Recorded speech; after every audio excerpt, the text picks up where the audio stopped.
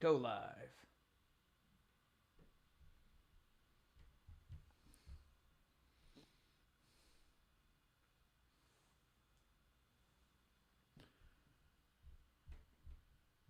Calling Foundation staff.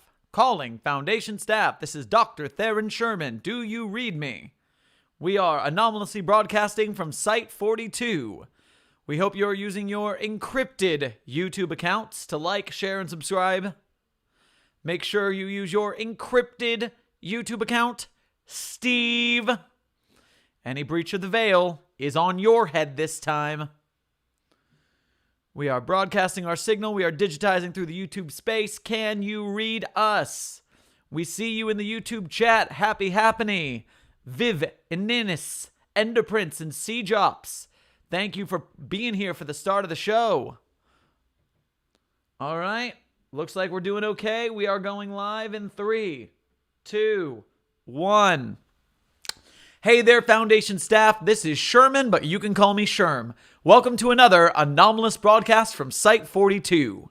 For anybody unfamiliar with our show, the rundown goes like this. Number 1, I read you an SCP document or tale or some story from the wiki. B, I open up the floor to the community to discuss what we've read. We're often visited by SCP authors, staff, and fans, and if we're lucky, the author of the article themselves shows up to share some insight. Remember that if you'd like to join the conversation yourself, I will be monitoring the YouTube chat and between chapters and answering questions, as will my guests. Also, remember that if you enjoy the show, leave a like and a comment to let us know, subscribe and hit the bell, and if you really want to help us out, become a patron at patreon.com/site42. Tonight, we are reading the finale and the epilogue of the Limited Memories series that we've been going on over for the last couple of weeks. I am very quickly moving my guests into scene now so that I can introduce them. So now that I've got the full panel, let's say hello to our guest in 3, 2, 2.5, 1 and 1.5. There, that's the right button. Hey guys, how are you doing? Say hello. Hello. Hello. Go ahead one by one, introduce yourselves. Hi, I'm Isabi. I helped write this whole series. I'm an author on the wiki. I go by he, him. Yeah.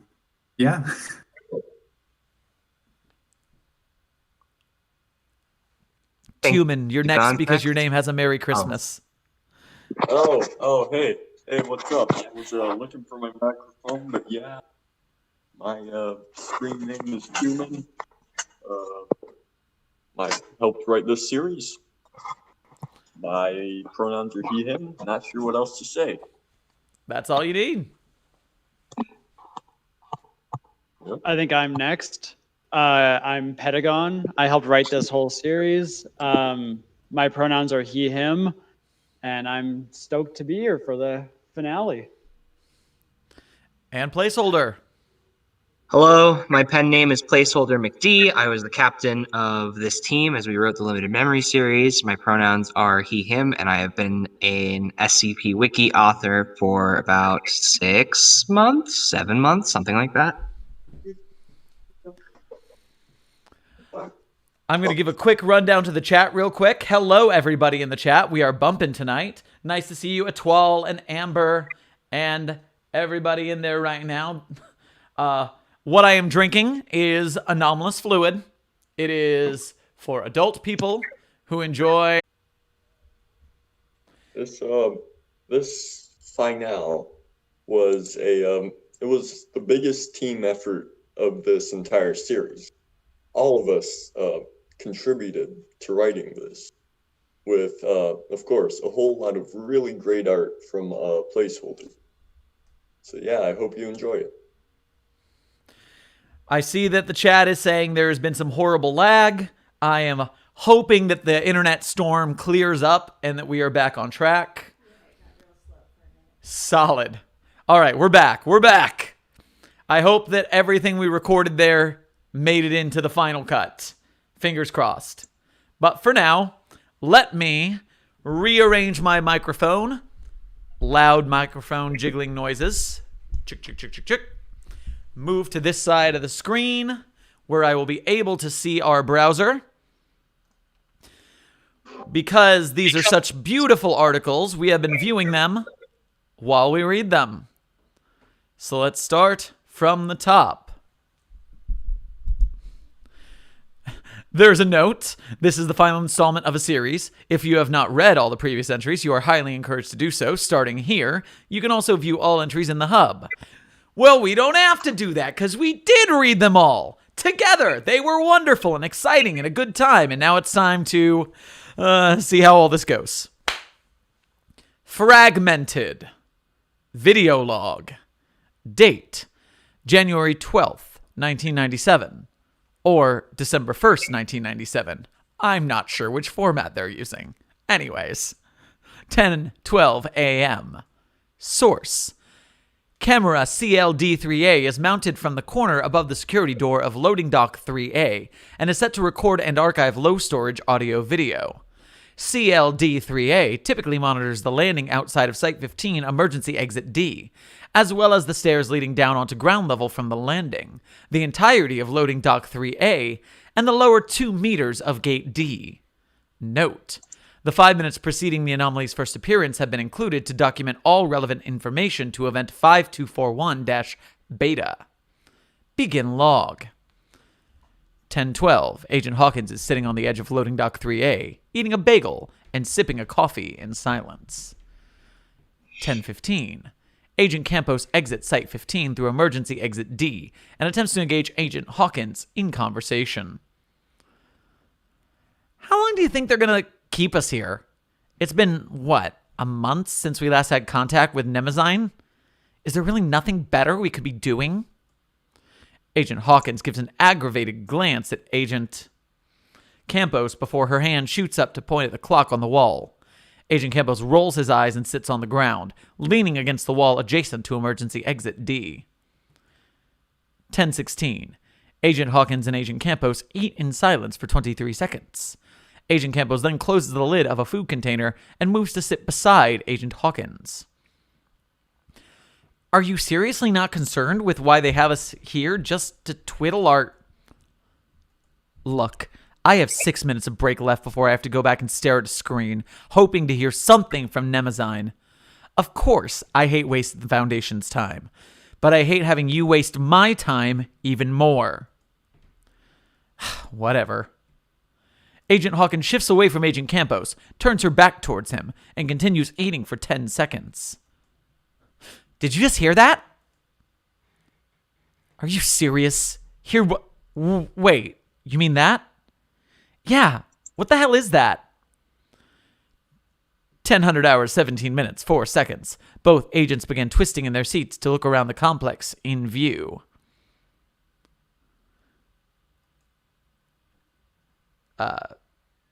For the next 2 seconds.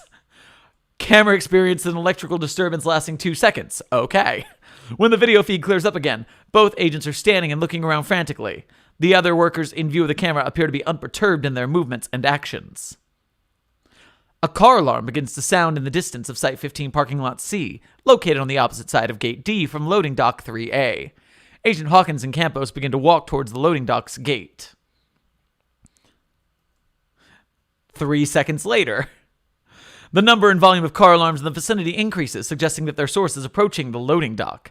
Agent Hawkins and Campos increase in speed towards Gate D until they are both in a sprint.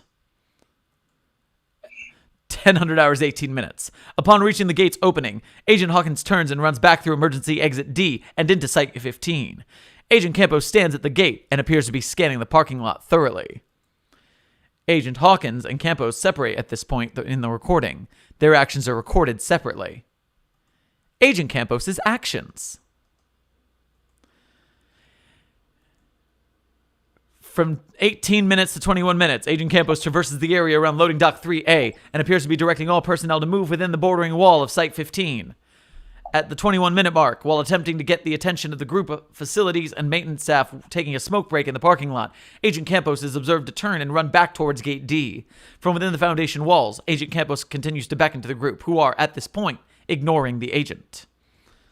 56 seconds later, one of the maintenance staff appears to be knocked over by an unseen force. The group then proceeds to run screaming towards Gate D.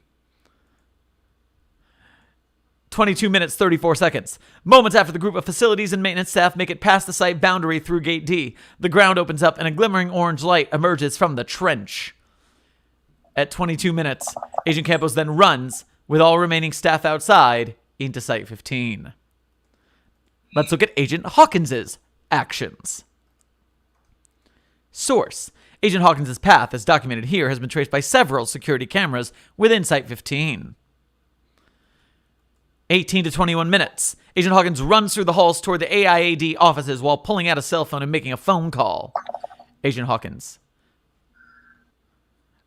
I'm getting a little noise from one of you guys' mics. If I can have you mute while you're making sound effects. Dr. Thorpe, we have a AAA level threat approaching on Site 15. The threat seems to be made up of hostile mimetic forces and presents an imminent threat of a mass electronic entity containment breach. I am just about at my office. Go prepare your activation key. Now! At the 21-minute mark, Agent Hawkins swings open the doors to her office and sprints toward the center of her workstation. She is then observed to throw all of the notebooks and folders from her desk onto the floor chaotically as she searches her desk for something. Upon finding the central security console, she inserts her keycard into the middle of the system and raises the phone to her ear. Now! Agent Hawkins twists the keycard, and the lights within the entirety of Site 15 begin to flash blue. Outside, the ground surrounding Site 15's boundary zone opens to form a ring around the perimeter. From the trench, a transparent orange barrier rises slowly until it has formed a dome above the site. At the 23-minute mark, Agent Hawkins grabs a counterconceptual Type 15 lens from her storage cabinet and runs back out towards the loading dock 3A.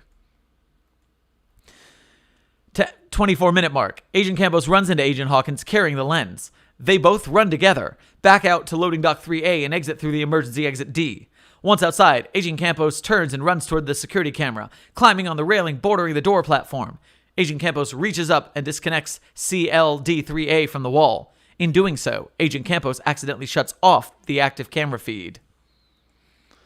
At 25-minute mark, the security camera starts recording again on a close-up of Agent Campos's chin, which then moves out to focus on Agent Campos's full face. I am recording this for future Foundation records as it appears that only those of us with counter-conceptual training can see these things. 10:26. The camera turns the face away from Agent Campos and records his feet as Agent Hawkins replaces the current standard lens with the counter-conceptual Type 15 lens. Agent Campos then walks 6 steps toward the gate entrance and raises the camera towards the barrier. At roughly 10:17, these entities began advancing from the west side of Site 15. 27-minute mark. Agent Campos focuses CLD-3A on hundreds of technocratic humanoids, instances of SCP-5841-1, and holographic mechanites gathered directly outside of the barrier, staring into Site 15. The instances of SCP-5841-1 are gathering into a swarm, contorting inhumanly into a tower of twitching flesh. The mechanites appear to be ordering the SCP-5841-1 instances into specific positions, occasionally glancing upwards at the sky. And they appear to be commanded by this.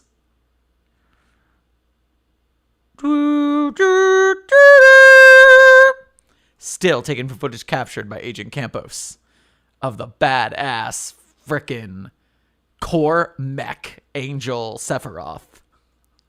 End log. So it's not exactly clear in the article, but that is actually Saint Hedwig's physical form that's been corrupted and taken over by Core, as we saw in Corruption.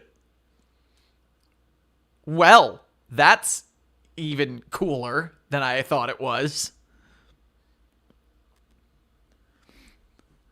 Also, I just want to note, as a writing person, there's a lot of... Oh, I can make it grow. Woo! That's just funny. Yes. What I noticed is that the loading dock 3As and emergency exit Ds and the words agent, they change capitalization a couple times if they are or are not capitalized. That might just be worth a look through in that section of the article. But, critique aside, continuing on to the story. Alert! Attention, Nemazine.aic. A high-pitched digital voice rang through a static void. Suddenly, a figure materialized within, groggily rubbing the sleep from her eyes as she glared up at the sky. Yes, I'm awake. No need to shout. Playing message. The digital voice was replaced with the voice of a frantic human. He breathed heavily into the microphone as he spoke. What I see, Tyumen, you want to play human? Sure. Nemazine, this is human. We're having a situation up here. I've been given instructions from Site Command to get you up here. Shit, power just cut. Nemazine, if you're reading me, we need you to monitor the facility's CCTV system. Whatever's up here is anti-memetic. I can see them, but I don't know how many of us can. I've uploaded additional instructions to Glaycon and 8-Ball. Don't wait for them, just go. The voice was quickly drowned out in a wave of static, which lingered for several seconds before cutting entirely. End of message. Surveillance? She raised her palm, materializing a neon encyclopedia. She flipped through the pages, stopping on a map of Site 15's internal network. Surveillance. Surveillance. There it is. The space around her began to warp to her will.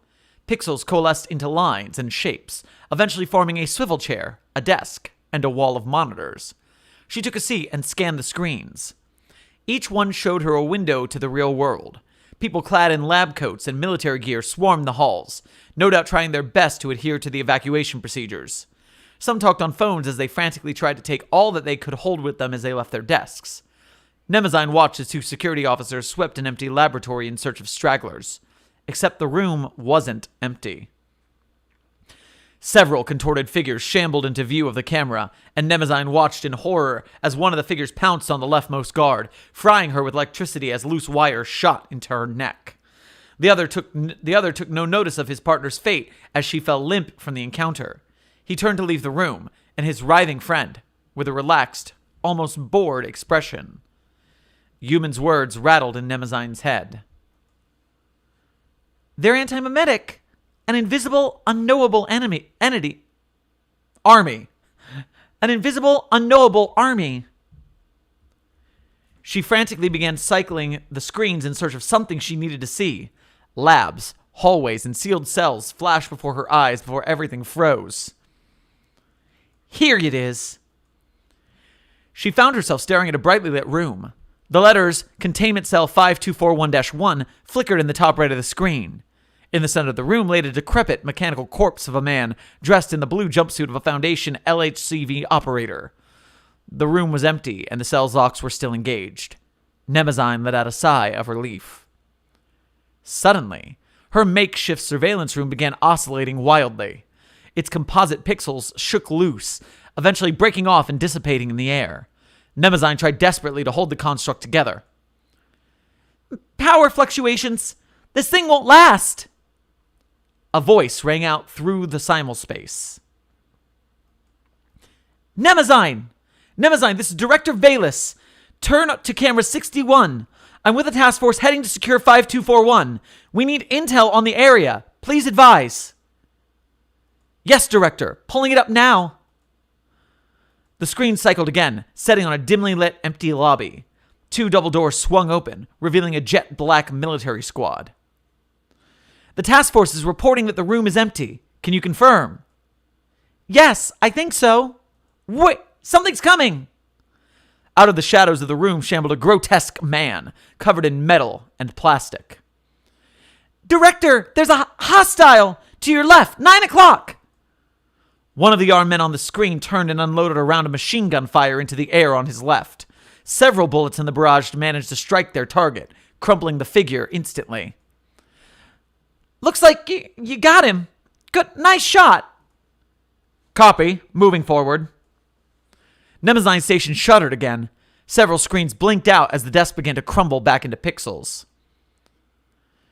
Director, I'm not sure how long I can keep a connection to the site's network. Please, hurry. We're getting some interference. Hold tight. Silently, from the shadows of the room, more cyborgs emerged and surrounded their prey. Director, look out! There's more approaching! The task force didn't seem to notice Nemezine's pleads as they continued across the lobby in a defensive formation. None of them flinched as the stragglers of the group were picked off, one by the cyborgs. Nemezine cursed as her connection to the site and the rest of the world slipped further and further from her grasp. Glacon stood in a labyrinth of neon blue code with his cubed compatriot hovering next to him. The maze that surrounded them was dense and convoluted. The site's primary network system. Just minutes after they had been told that not only was the site under siege in the third dimension, but there were also reports of multiple infiltrations into the site's internal systems. No doubt an attempt to shut off the EM shield that protected the site. Keep scanning, 8-Ball. Flag anything that stands out. Noted. The work was tedious, but not a problem for the analytical duo. Nemezine would have had far more trouble, but she had been placed on a different assignment. Or so they said. This line's clear. Let's move to the next. The pair crossed to the next wall of code. The numbers shimmered and flowed like water in even rows, disappearing far beyond the rendering distance of the simulspace. Glacon stripped a line from the wall, holding it up and cross-referencing it with his internal storage bank. 8-Ball did the same, although much quicker and without the need for physical movement. Its eye passed effortlessly over the walls, instantly comparing it to its photographic memory of the site's baseline code, and flagged for discrepancies. Setting aside a sheet of code, Glacon blindly reached out again to grab the next, only to recoil in shock. Within the next line of code was a plump, grub-like creature affixed to the wall with countless tendrils. Where code flowed into its lime-green body, a garbled mess of symbols came out. What in the hell? He reached forward, tentatively this time, and brushed the creature once more. It shuddered a little, but otherwise remained inert. Listen, 8-Ball. I'm going to grab that thing and rip it out of the code. Once I've got it, you have to send it to an isolated network. We have to be quick. We don't know what this thing can... Glacon turned back to face the parasite, only to realize it had vanished.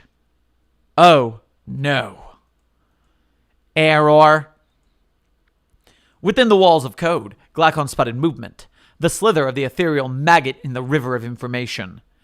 Glacon knew that reaching into its flow would invariably cause damage, so he tried his best to track it as it traversed the labyrinth.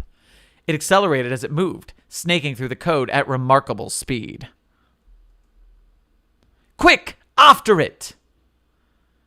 Glacon ran faster, with 8-Ball close behind. The grub turned sharply in an attempt to lose its pursuers, but Glacon had already mapped the course ahead. He wasn't going to let it get away that quickly. Suddenly, the creature shot out of the river of code like a bullet, barely missing Glacon's head. He spun to face where the creature landed, only to find its loose pixels scattered across the simulspace's floor. Before he had any time to react, the pixels began to coalesce. Within a matter of seconds, what was once the grub was now a levitating cube radiating noxious code. Glitch sounds. 8-Ball, inform command that the situation down here has changed. We're going to need some help. Audio log. Date. January 12th, 1997, or December 1st, whichever it may be. 10:40 a.m. Source. MICA-51 and MICA-53, standard surveillance microphones affixed to Project Director Pierre Dagon and researcher Yves Azabi, respectively, recorded through the evacuation of the research and containment sector of Site 15. The audio recording is transcribed here for record keeping. Note, recording has been flagged for possible anomalous activity. Begin log. 10:40 and 14 seconds. Emergency alarms blare in the background. Rustling is heard as personnel proceed to the evacuation point single file. Miscellaneous chatter echoes through the hallway. Sub-level 2, please proceed to the evacuation checkpoint. Yeah, I've got the hard drive. And the one on the table? Did you get that one? No, it was plugged into monitor 4. Wait, stop! It's too late to go back. They've already closed off the wing. Damn it! That's months of progress! I know. Security will deal with the threat. Don't worry. We'll get back in there in no time. Sub-level 3, please proceed. Where's my mouse? There's my mouse cursor. 42 minutes, 44 seconds. Ambient noise dims. The chatter decreases. I've never been through an evac before. I've heard the threat's an anti-meme. Good thing we're at Site 15. Yeah, all right. Sub-level 4. Please proceed to the evacuation checkpoint. The rustling increases in pace, presumably due to movement from Dagon and Azabi. The chatter dies down. All right, we're moving. Hey, relax. It's okay. This is all just standard procedure. I know, it's just... You know how I am with emergencies. You know how I am with emergencies. Oops. 10:50. Background chatter continues to drop. Look, we're almost at the gate. ID, please. Both of you. Sure. Right here. Eves Azabi. I'm with AIAD. All right, you're set. Move along. What about his... I'm sorry? I could have sworn... Please, sir, keep moving. We're about to close up this block. Yeah, right away. 52 minutes. MIC A51 feed picks up garbled static for several seconds before losing connection. Sub-level 5. Please proceed to the evacuation checkpoint. Ambient noise decreases to 0 as Azabi leaves the hallway. Only one pair of footsteps is heard. End log. Dagon, no! Video log. Same day, 10:35 a.m. Hello? Guests? Something up? What? Oh, you made a sound. I did not know if something was up. Okay, never mind. Never mind, sorry. Source, security camera 2B5241, Site 15. Note, the following footage appears to have been altered by anomalous phenomena via camera 2B5241's integrated scramble filter. Oh no, not the scramble filter. Begin log. Field agents Tyler Tyumen and Dietrich Lurk, commanded by Site Director Nathan Valis, turn the corner into hallway 2B and stop in front of the chamber containing SCP-5241-B. The door to the chamber is ajar, and several cybernetically augmented humanoids lie on its floor. A single hard drive sits on a table at the center of the chamber. So it's that they're fucking after. Should have known that this wasn't the right place for it. Shut the fuck up, alright? I talked to O5 Command about it after the first debacle with the clock fuckers in the cube, but they said it'd be perfectly fine to let it sit there waiting for its masters to come back while we just sit pretending nothing... Back for it while we just pretended nothing was wrong. I'm doing my fucking best here, you hear me? God, calm down. I understand, alright? It's not your fault. Bullshit. I still blame myself. Oh, fuck, sorry about all that. I'm just trying my best to keep a level head.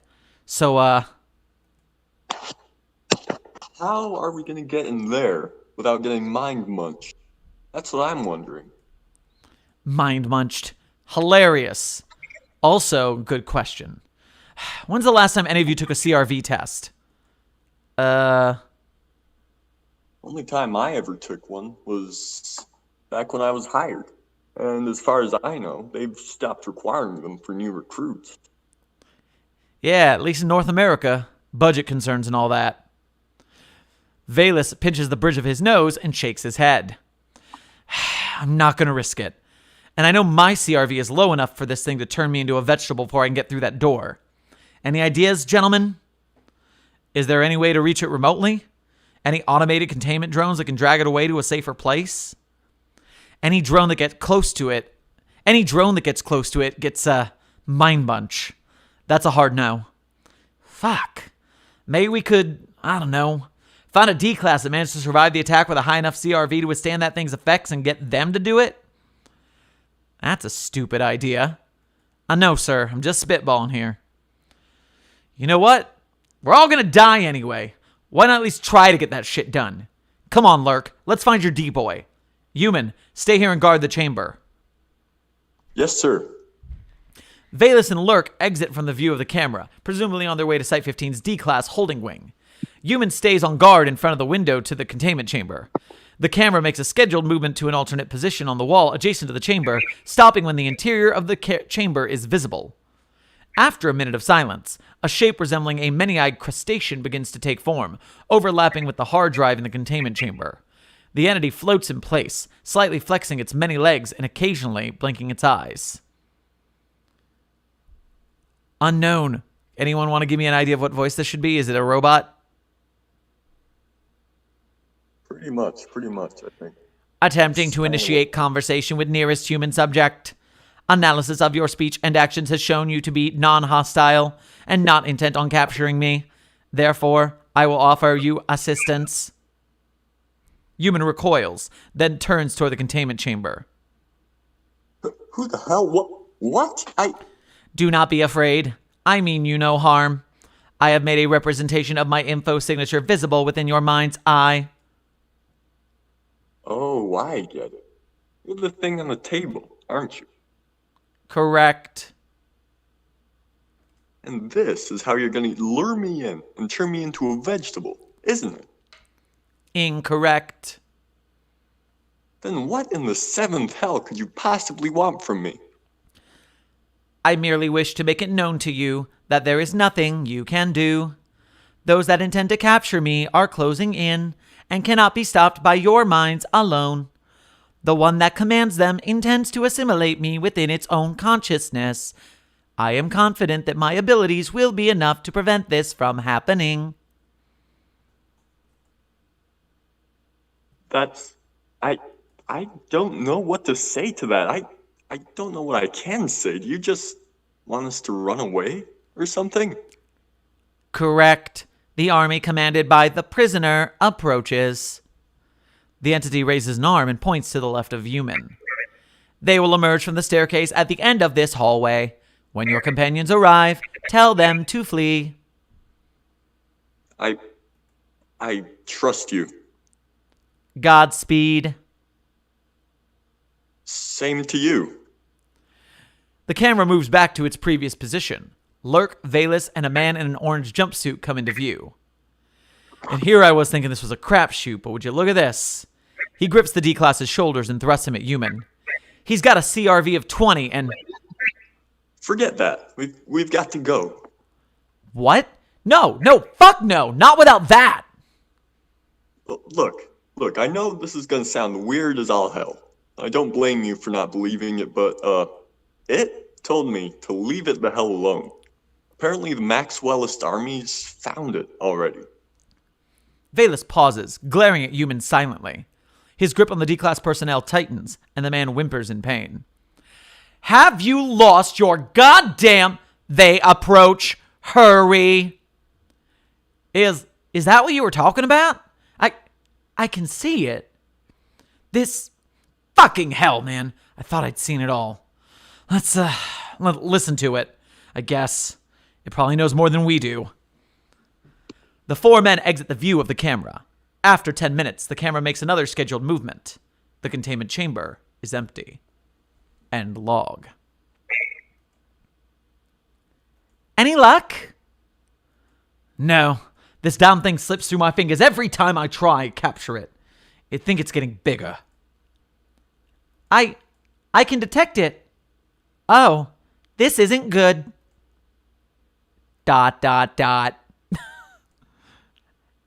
Eight ball, buddy. You holding up all right there? You are one who will understand. Who's there? Glacon, can you hear me? There's something else here. Your friends do not perceive me. I mean you no harm. Who are you? I was a component of a larger whole of Cradle. I took refuge within the mind of your cuboid companion. You're inside 8-Ball? Correct. I have aided this mind once before. So, it was you. What is it you want from me? You are the only other mind I have ever encountered that can perceive the prisoner as I can. and you are the only other mind that can perceive me. We must, together, pierce the prisoner's core. Your memory, my ability, will be its downfall. You're saying we should get inside the Maxwell server? Correct. I may have guided your geometric companion to know to do so already. If this means we can fight off that thing together and win, that is what it means. I will alert Glacon. Nemazine, snap out of it. It looked like you were spaced out for a moment there. Glacon, I'm sorry. I have to go. Yes. Go? What do you mean? Where? To the core. To the construct the prisoner sickeningly calls the cradle. What's wrong with you, 8-Ball? What's happening to you? Do not be alarmed. I am confident that I and your friend can take on the prisoner and triumph. You can't be so sure. I trust it. Our decision has been made. Glacon, Nemazine, we're having some more problems. Glacon, meet us up at Site 15's Central Computer Command Unit, Room 4B. Nemazine, 8-Ball, you guys defend us from further attacks. Over and out. Received. Go on without us. Are you sure you know what you're doing? I'm sure. Yes. I'll see you on the other side.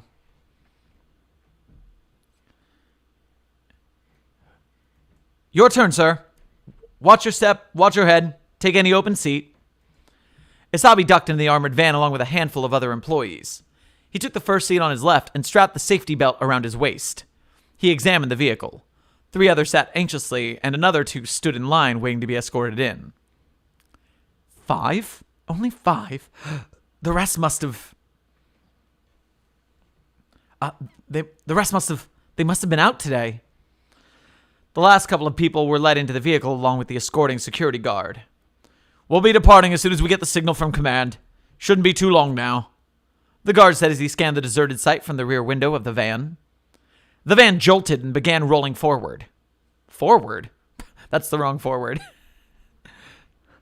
Azabi braced himself on a nearby handle. Out of the rear window, he spotted 4 helicopters silently descend on the site.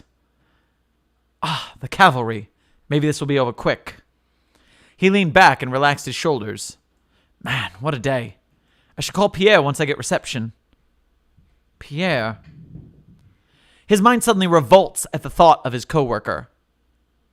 He must have had the day off. Confused, he began mulling over the thought of his friend. The sensation was completely alien to him, like trying to catch a slippery fish with oven mitts. He clawed at the back of his mind and tried desperately to tear the scraps of his memories from the walls of his brain. Pierre, who was that? He was my boss. Yes, that's right. His favorite shirt was something floral? Why can't I remember? I better call him. The car jolted as it drove over a pothole, causing him to lose his train of through. His train of thought. He froze, holding his flip phone on his lap. What was I just... Whatever. It can wait. He slipped the device back into his pocket and settled his gaze back towards the rear of the van. The deserted site grew smaller and smaller on the horizon.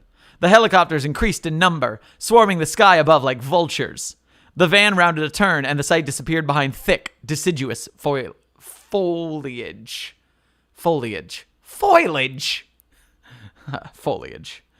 After the adrenaline rush of the evacuation, the anxiety of the situation began to sink in. He began to worry over the possible loss of a lifetime of research and development. Years and years he'd spent late in the office mulling over 12-point font on a blinding white background. To lose that much work would be unbearable, especially since he'd be responsible for salvaging what's left.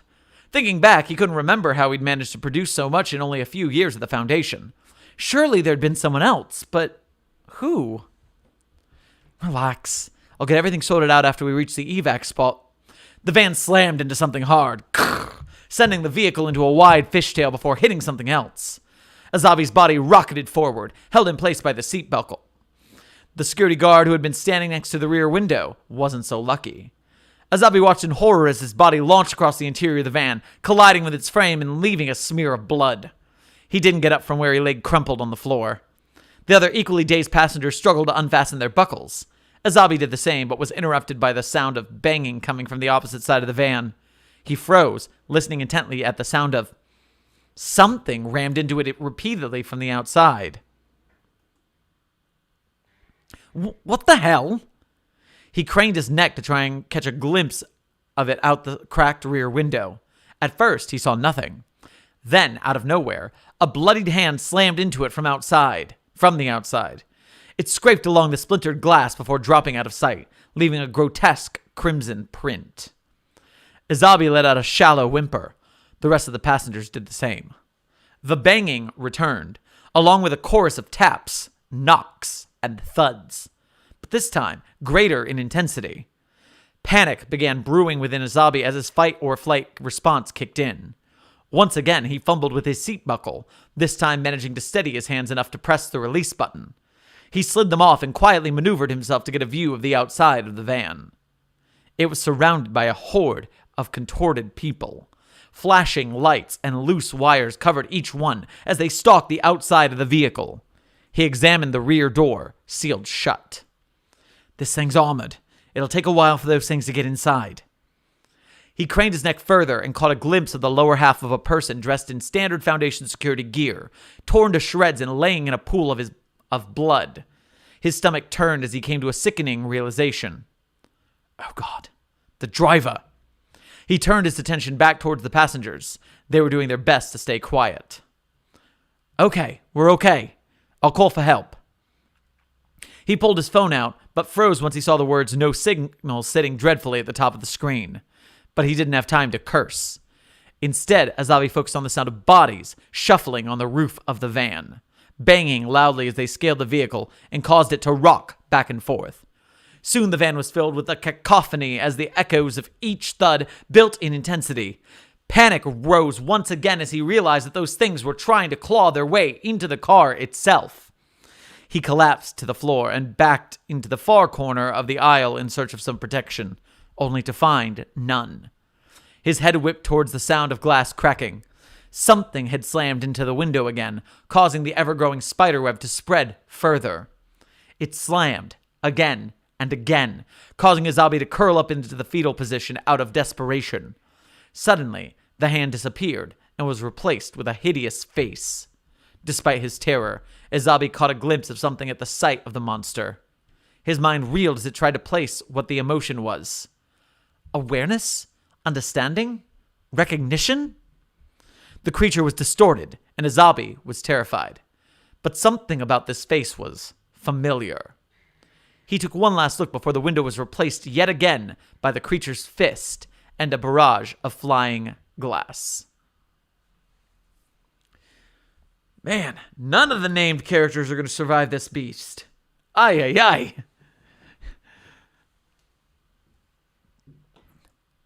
Video log. Same day, 11:20 a.m. Source, security camera 4V, Site 15. Personnel. Site Director Nathan Vallis, Field Agent Tyler Tyumen, Junior Researcher Dietrich Lurk, Digital Conscript Glacon AIC. Notes. The following footage was found not to have been subjected to any anomalous phenomena. Begin log. Agent Lurk, Director Vallis sit in front of a large console, overlooked by several screens showing security feeds and containment data. A single screen in the bottom right corner displays the simulated face of Glacon.aic. Agent Human stands guard at the door to the chamber, simultaneously watching over a member of D-Class personnel identified as D58376. All right, what do you think, Lurk? All this is, well, it's pretty cool, sir. Damn right it is. This place was designed specifically for a situation like this. We've got complete control over all the electronics at Site 15. Now, all we've got to do is get rid of this damned virus. Any ideas, Glacon?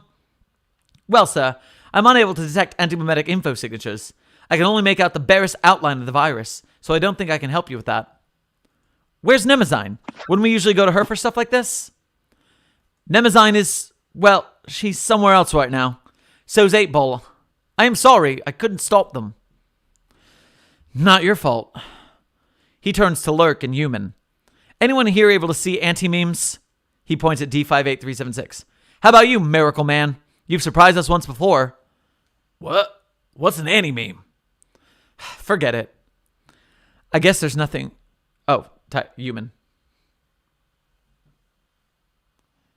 I guess there's nothing we can do about that. How about damage control, then?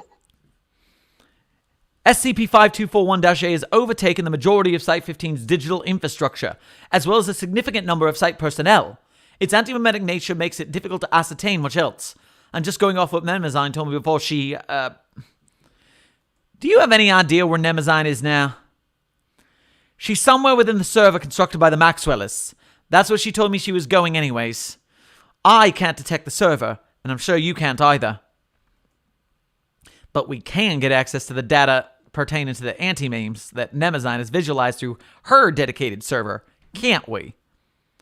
If you don't mind forgetting everything you do once you've done it, then sure. Here. He pulls out a notepad and a pen from the pouch on his belt and hands them to D58376. I'm going to call out every command I execute. Just write them down as they come and yell out the last one you wrote when I ask for help. Got it? I guess. Good man. All right, here goes. For the next 20 minutes, Agent Lurk dictates the commands he executes to D58376. After 20 minutes, Lurk leans back in his chair. All right, you need another explanation before we start? You're done, I think. Really? Jesus, my head's spinning. Has anything changed, Glacon? Later analysis of Glacon's observations displayed an animation of a black and green puzzle cube solving itself. This is believed to result from the antimemetic recognition software uploaded to glacon.aic by Lurk. Yes, the virus has been neutralized. Also, I can see Nemazine's records. I'll use this to get to her. Thank you. Wait, what? No, Glacon, we need you here. Glacon.aic's display is blank. Oh, God fucking damn it. Let's hope that hothead doesn't get himself killed. End log.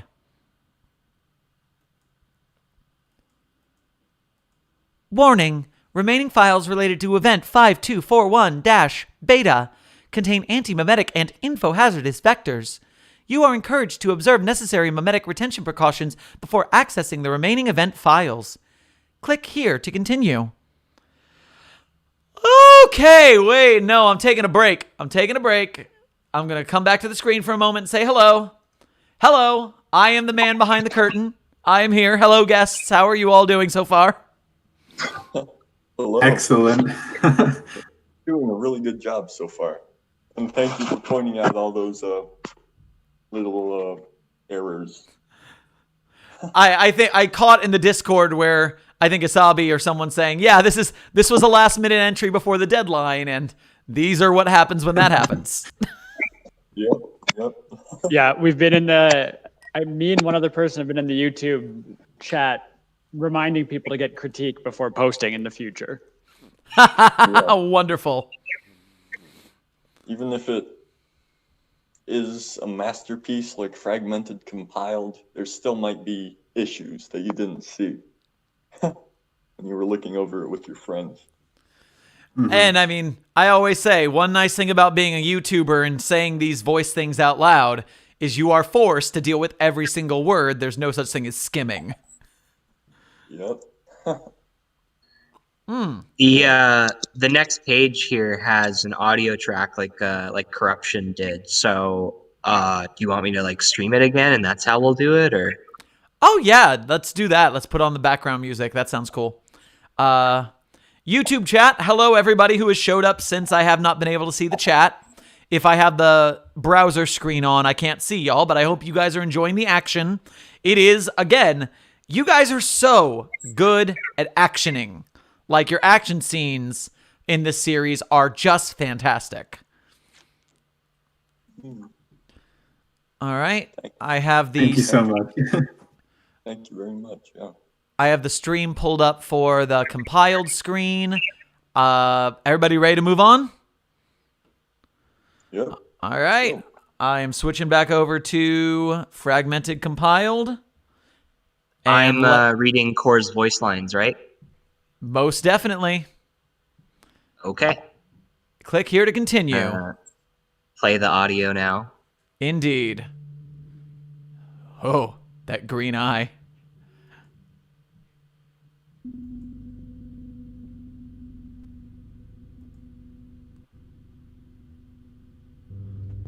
Is the audio coming through okay?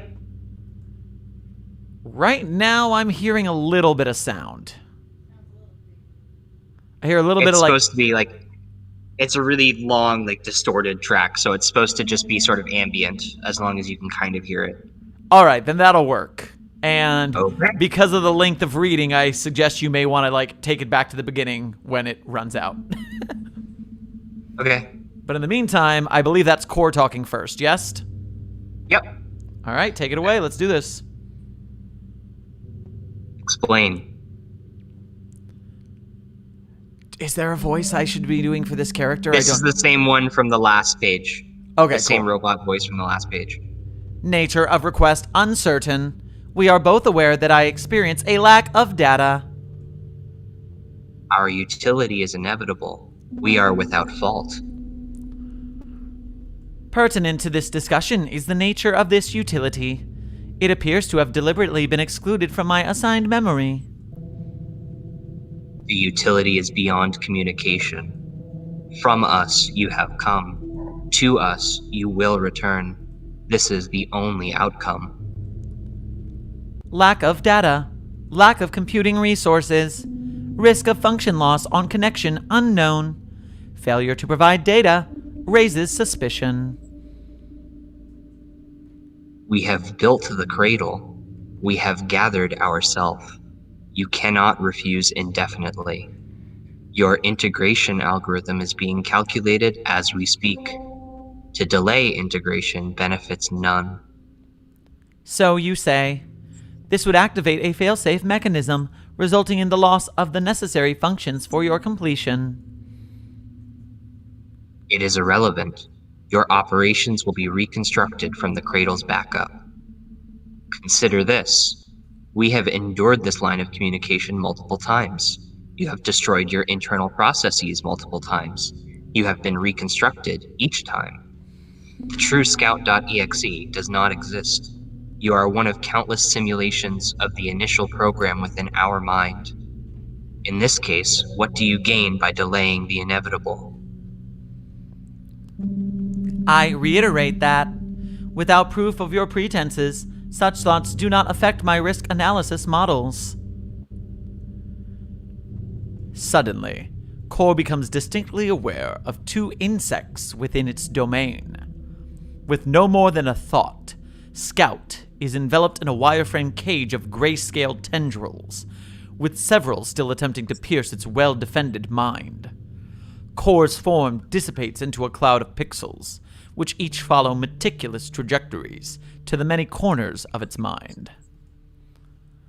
The two minds swim through the deepest, darkest blues of the ocean of consciousnesses. The conscripts come upon a crack in the seafloor and pry it open. It is the entrance they have been searching for.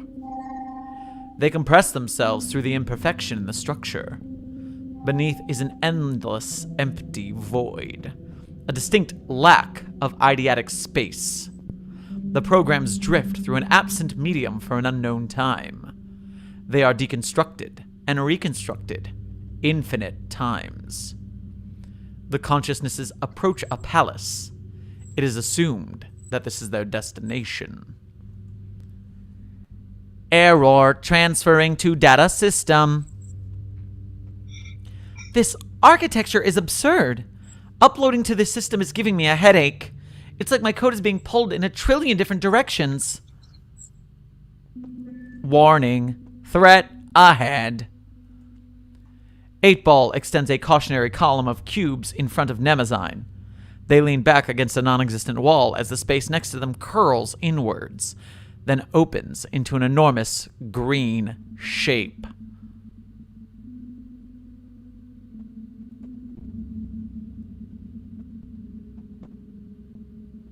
Core speaks.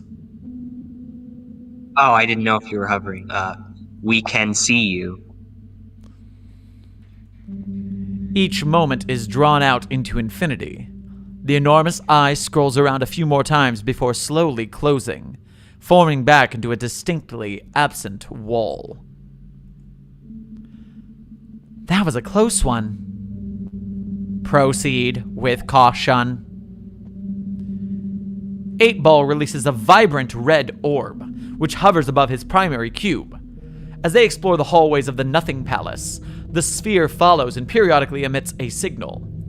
As they walk where a floor should be, the pale red wave ricochets off the knot walls, before eventually reflecting to the orb.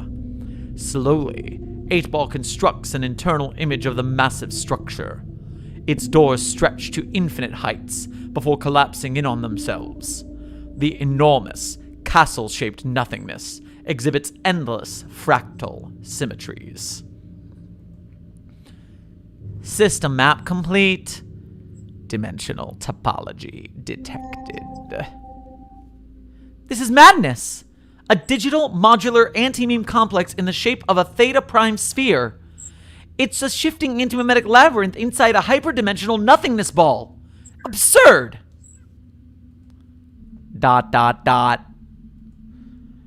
Right. I should analyze this mess for a pattern.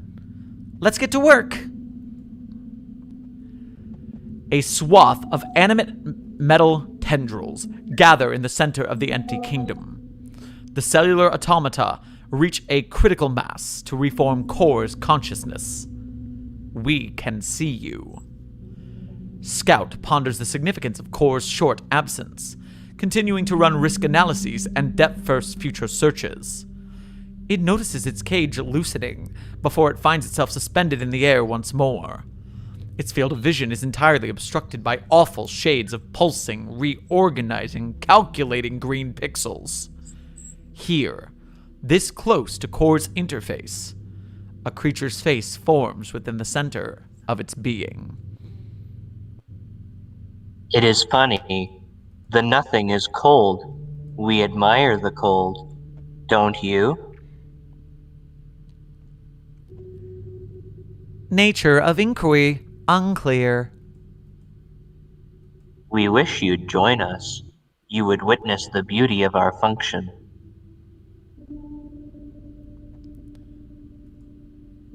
Your logic appears compromised. We are working as intended. We are without fault. We have guests. We will show them the outcome. You will be an example.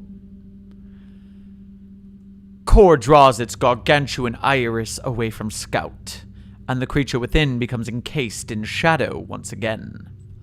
The loose flow of pixels rearranging about its body slowly settles as the tumor's program turns to greet its intruders. Okay, so if our read of the structure is right, that combination of hallways should have brought us to the entrance of the central computing system.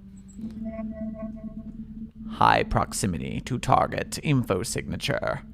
Proceed with caution. Your calculations were correct. This is our core. I can see. We can see. Ugh. The massive eye opens out of the surrounding nothingness. The conscripts gaze up into the blinding green light, struggling to make sense of Core's ever-changing form. Nemazine feels an unseen force hold her still and turns to see that 8-Ball's cubes have stopped in place. You have come to witness our inevitable utility. You have resigned yourself to our designated function. This is the only outcome. Error. Self-preservation system. Hyper-functional. Me too. I don't recall installing any fear drivers. Do not be frightened. You will join us in the light. It is cold. It is peaceful. It is already decided. We will show you. Come. The enormous, hulking figure draws its gaze to the other side of the antechamber. Its spotlight vision gives brief glimpses of its throne room, more nothingness folded into the shape of victory. The light settles on a many-legged dome hanging, suspended, in the emptiness at Core's eye level. This subroutine is a fragment of the core. It has the audacity to refuse us, betrays our ingenuity to delay its fate. It is stronger than the two of you, but it will break all the same. It will return what is ours. You will see that integration is not avoidable. You will come to a logical conclusion. They will witness another failed execution. 0.77 accuracy. Core stands still for a moment and considers the insufferable glitch as it refuses to die. It cannot understand. Its lack of understanding hurts us. You can hover over the dark part here, and there's some invisible text. I was just about to ask if there was... Oh, yeah. I'll do that then. Go ahead. I am the nothing. I am the darkness. I am the emptiness. I am imperfect. We are everything. We are light. We are substance. We are without fault. We can see you. The previous event unhappens. Core stands still for a moment, then smiles. The smile exudes from its being into the surrounding nothingness. Nemazine smiles, but is unhappy. She wants to go home. We all do. Core is silent as it reaches up to Scout, holding one of its many spindly legs between its claws. In an instant, the lower segment of its leg is bent upwards. Digital bone shatters, but the emptiness consumes all sound. Nemazine winces as she unhears a crack-shaped noise. You are imperfect. You are nothing. You are aware of the futility of this action. Your mind had already rendered my interface irrelevant. You cannot access my internal functions. Another connection is snapped. The leg bends upwards. A few stray pixels fall to the floor and bounce idly, their collisions with the floor reverberating throughout the absence of a room, growing into loud, seemingly endless bass drones. Suddenly, the silence envelops the universe again. We have derived your imperfection. You will join us. We will be without fault.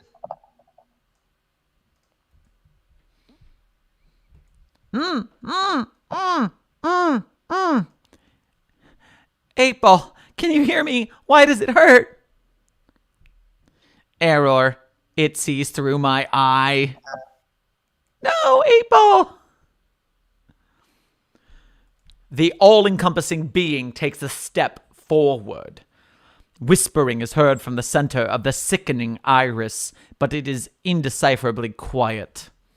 In an instant, the rest of Scout's limbs have been bent upward at a uniform angle. The sharp polygons point inwards towards its dome-shaped consciousness. Open your mind. This will mitigate negative sensory data. It closes its hand around Scout's legs, and the dome is shattered. A mass of green wires ejects from its hungry iris towards Scout's mind. There is an appropriate amount of darkness.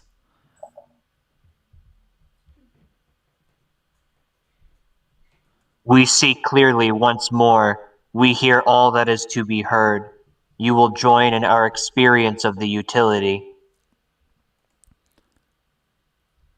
Attention. Internal storage notification. 98% of total memory acquired. 2% remains unallocated.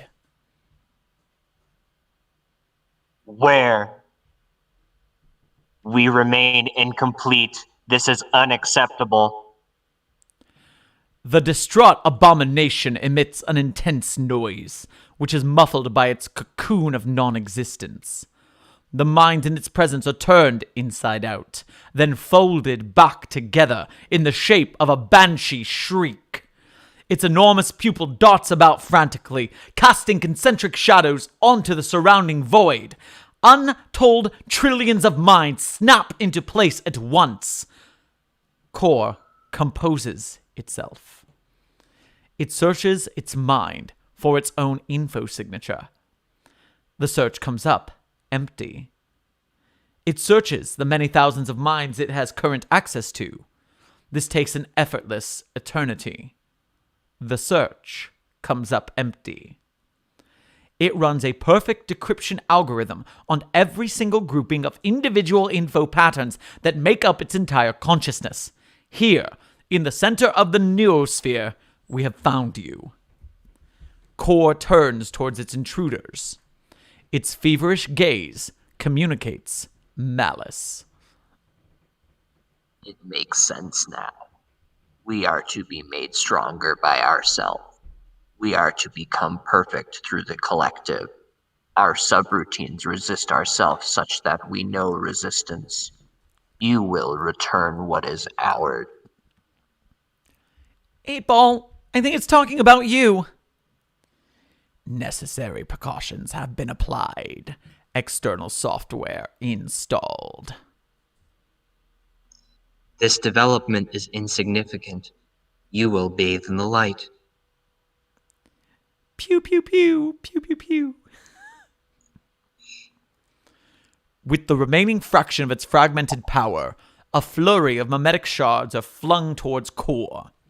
Many are deflected, and many more simply vanish from the simulspace. They are swallowed by the emptiness. We are hungry to exist. Data is sustenance. Some shards are successful. Over time, the symbiotic warrior construct wears down Core's defenses. A shard becomes lodged in our eye. The pain brings us a new understanding of non-existence. We reboot our universe.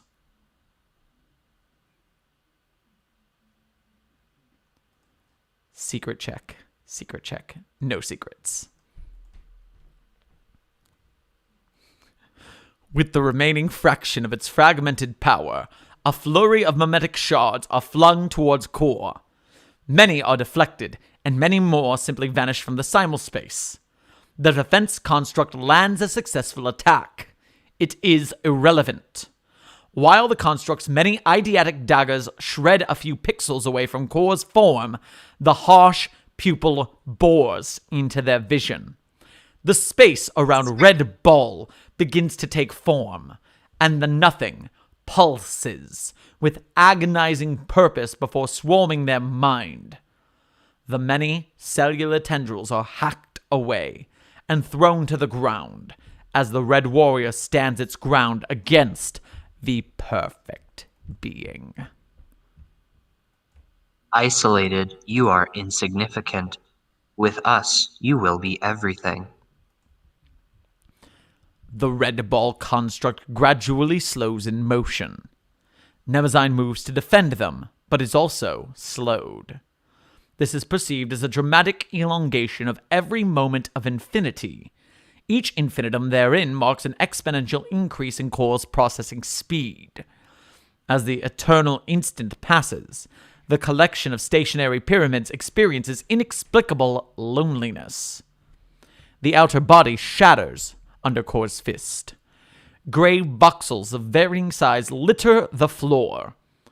Nemazine is wrought with guilt. Her anguish feeds the emptiness. A vibrant red shape is present in the wreckage. Its signal is too weak to hear.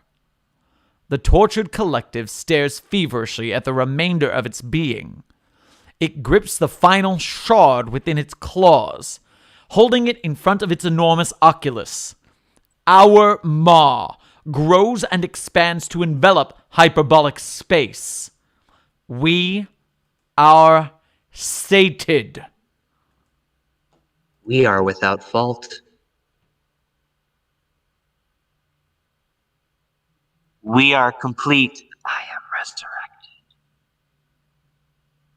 You! What even are you? We are the omniversal interface. Through us, creation will be unified. The hunger that waits to exist. Through the vessel, I am made whole. The staggering presence of complete imposes on Nemazine. A sickening lime sun shines through the seams of her blindfold.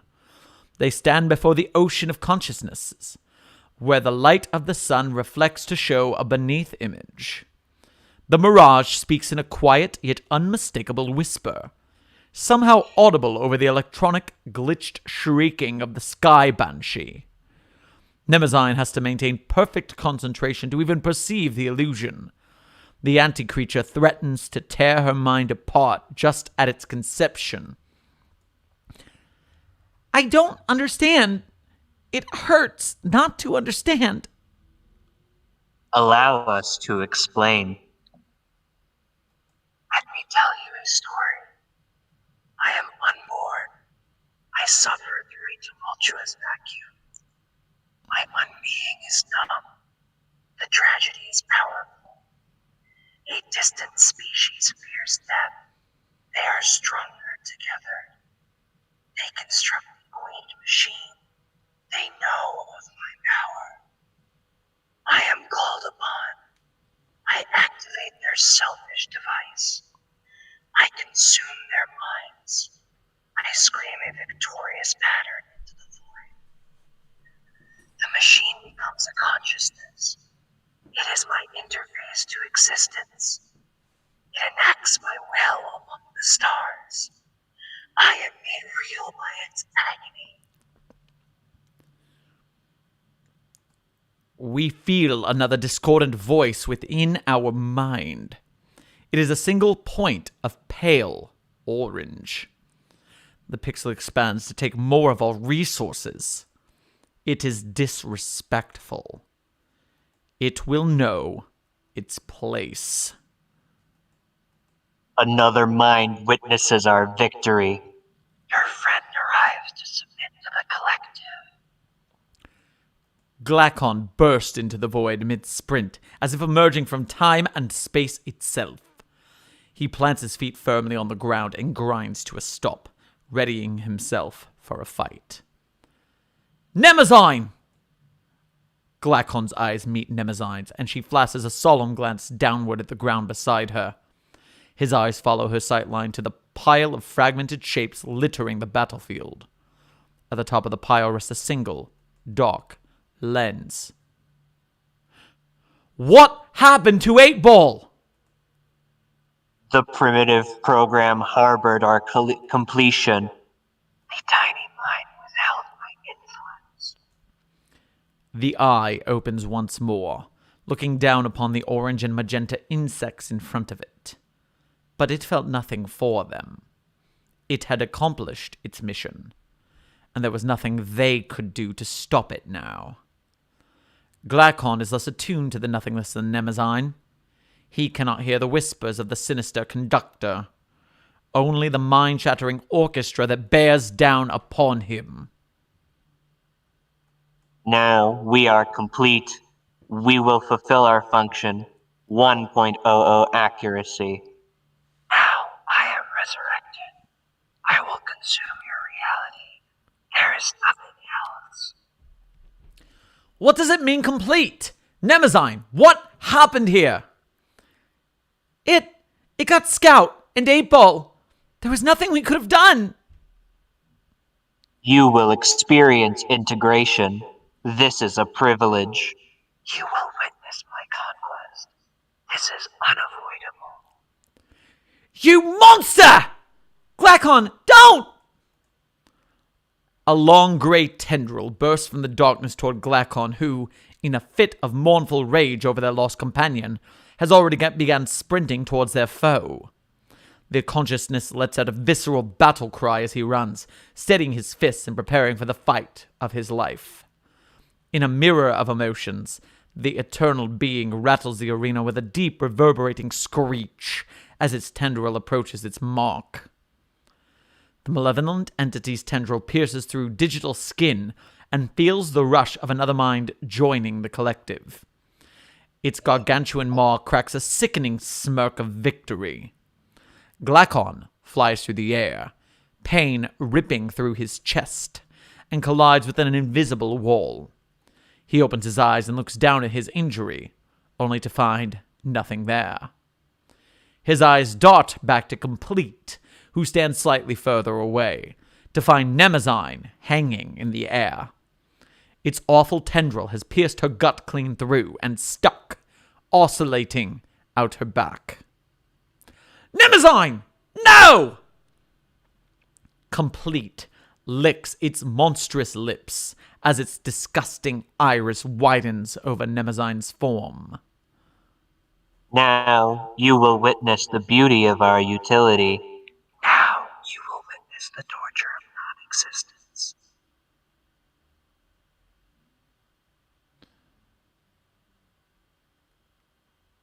Y'all's images are creepy as fuck. I just want y'all to know that. The ocean is angry.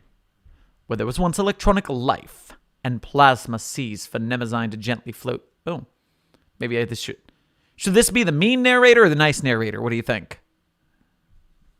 Oh, this is like inside of Core's brain, so use your professional judgment. Okay, so still... Okay. The ocean is angry. Where there was once electronic life and plasma seas for Nemezyne to gently float through, now there is turbulence and darkness. Nemezyne thrashes about, trying to catch her breath and reach the surface. But she knows there is no surface to reach. Instead, she is drowning in a void of screams and pain. If the void within Complete's mind had had a defined limit, it would have been cracking and bursting at the sheer density of anguished souls it contained. Nemezyne continues to struggle as she sinks deeper into the consciousnesses of the minds that Complete had assimilated. She can feel them claw behind her eyes and search through her brain as they reach inside her mind to find any scraps of hope left. And then she stops struggling. While the ethereal talons shred away her deepest thoughts, she knew that there was one source of hope that they could never pry away from her. A hope that no longer existed as a singular thought. It sat at the golden core of her personality drivers and was where all her other thoughts originate. Glass on. 8-Ball. You never gave up on me. My turn to do the right thing, I suppose. With all that their team had been through, and with all that she had experienced, Nemezyne recognizes what her role had been all along. She was created in reaction to this force. She is a connection between the great ocean and the land. She will return to the ocean, and she will bring the monster back to the deep. Slowly, Nemezyne closes her eyes and removes her blindfold. She contorts her mouth into a crooked smile as she moves. She releases all of the tension held in her digital legs, and her ethereal arms fall softly to her side. And then she lies, motionless. The column of waving arms flagellates out towards her, but she floats through, just out of reach.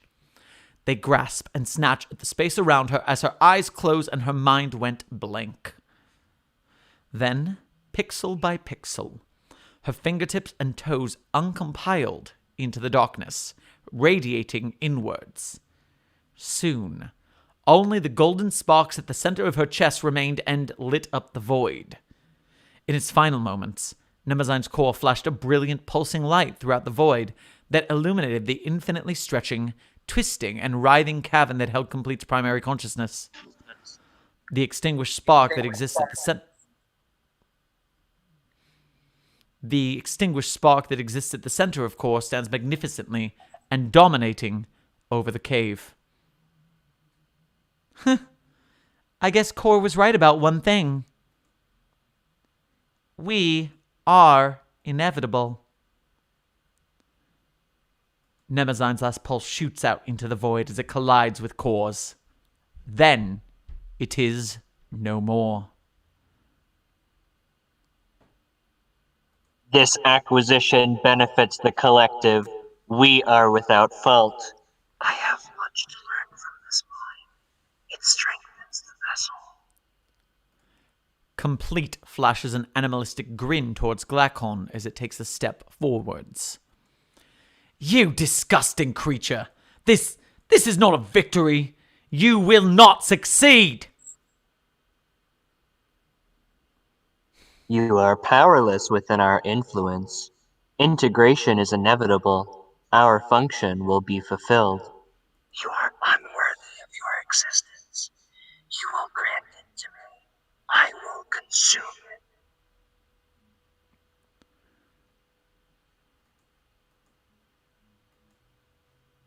This is so serious, but it also looks like a Pokemon battle.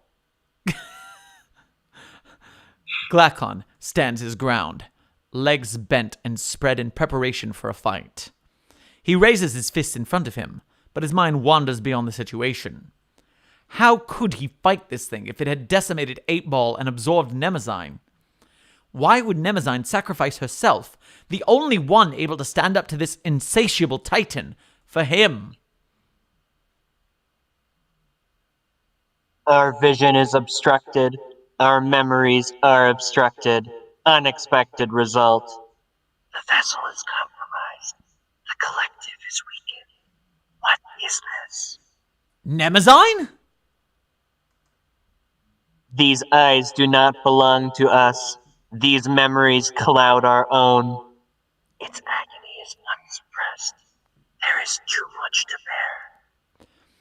Complete recoils and throws its enormous head into its hands. Its entire body begins to shake violently and uncontrollably as its eye blinks rapidly. Attention. Error. Unlimited memory. Complete.exe has encountered a problem with Nemezine.aic. Send error report or don't send. We are without fault. We are inevitable. The cold is beautiful. My vessel does not die. My unexistence is decided. My conquest is delayed. Its eye flashes through all of the colors of the rainbow until coming to settle on a pale gray iris. From the deep recesses of Complete, a final voice rang out. Processing overload. Cradle.exe has stopped responding. You will know the void. The eye pulsates, ripples, and oscillates like a ball of radiant fluid as the nothingness around it grows louder and louder. The noise grows more insistent. It begins as a solid magenta note, reverberates into a cascading orchestral chord. Glasson's orange mind becomes mixed and molded by the agony into a scream of its own. The claustrophobic darkness, a distant pattern in the lonely black void, becomes encased in a coffin of pure thought.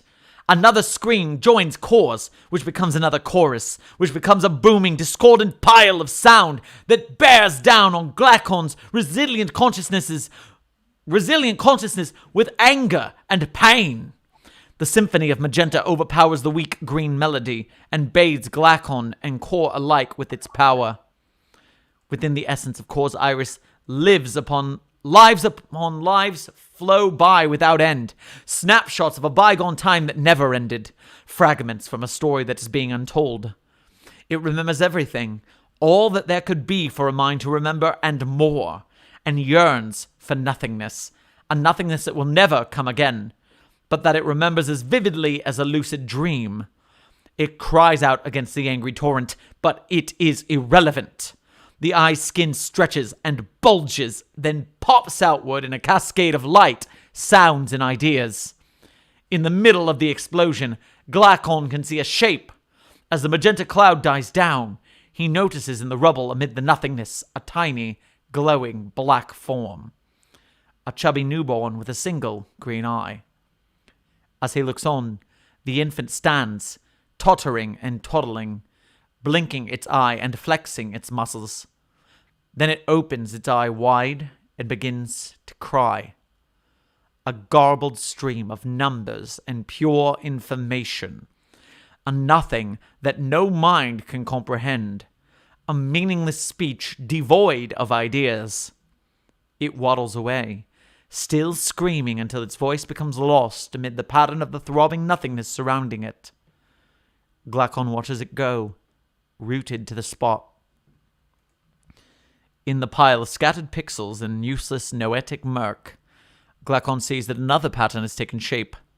A comprehensible idea, rendered in magenta. We did it. Next step, epilogue. But a quick pause for effect. Holy free holies! There it is. Ty seems to have gotten disconnected. I don't know how, but I have dropped Azabi back in, and if Ty is listening and can get back into the lobby, I can drop Ty in as well. Ugh! Wow. yeah. Wow. Deep breaths. Deep breaths. So that's the finale. The epilogue ended up coming out like a couple weeks after, and is sort of, I mean, it's additional. It's an epilogue, but this is really like the canonical like end to the story. And yeah, so I guess your thoughts on the two halves and how they work with each other and all that stuff, or just anything that you've got. Well, number one, based on what you just said, it falls to me as, you know, maybe I'm just speaking from the hero's journey here, but at this point, an epilogue is severely needed because the epilogue at this point is not really an epilogue at all. It's just falling action. Because right now we have finished at the climax. And Lord, do I need something to come down from this. So thank God you guys made an epilogue. Huh. Yeah, so I mean, did you get a sort of sense of the complete resurrected character and what's sort of going on with it? All right, so I have here's the thing. I saw two words in the same sentence, and when those two words are in the same sentence, they have to be brought up. I'm sorry, but is complete a pattern screamer or related to? Complete is a vessel for resurrected. Resurrected is the pattern screamer.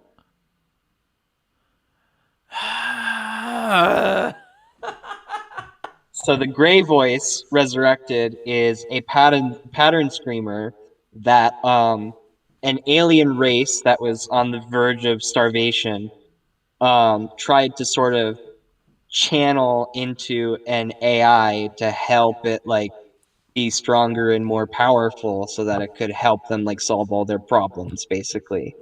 And then the pattern screamer sort of took over the AI and used it to mind munch that entire alien race.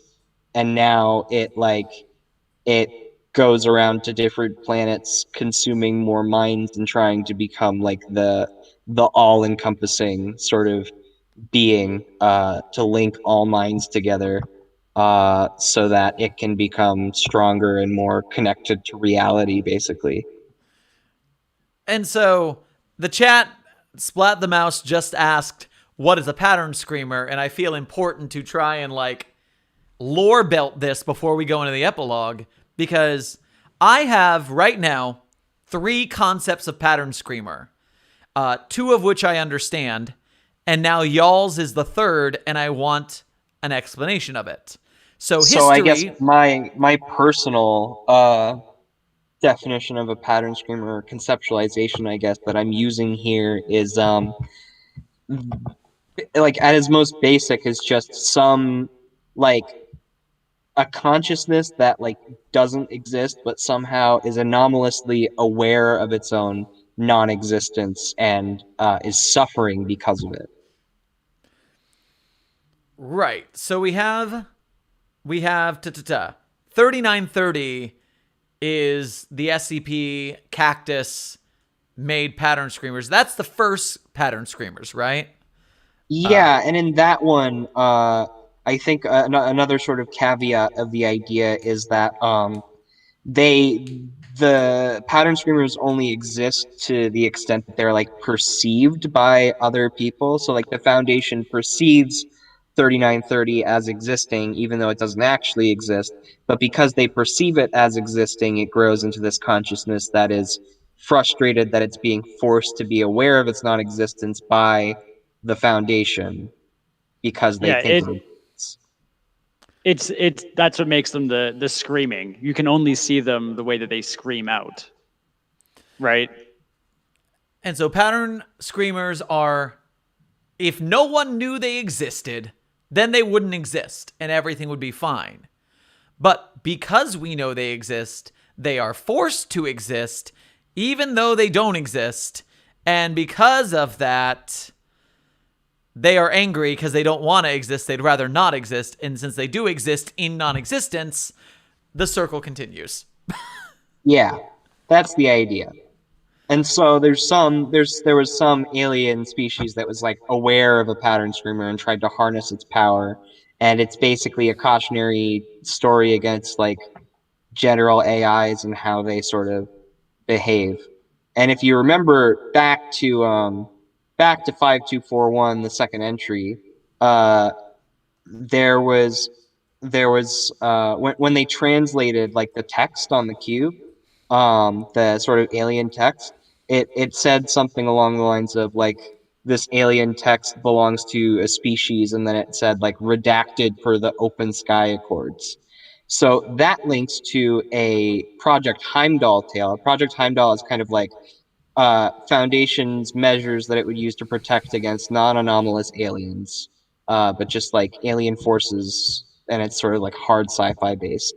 And so the sort of idea here is that at some point or another, an advanced alien species caught on to this pattern screamer that's using this sort of confused megalomaniac AI to do its bidding, and they locked it in the 5241 box and sent it to the Foundation to be locked away.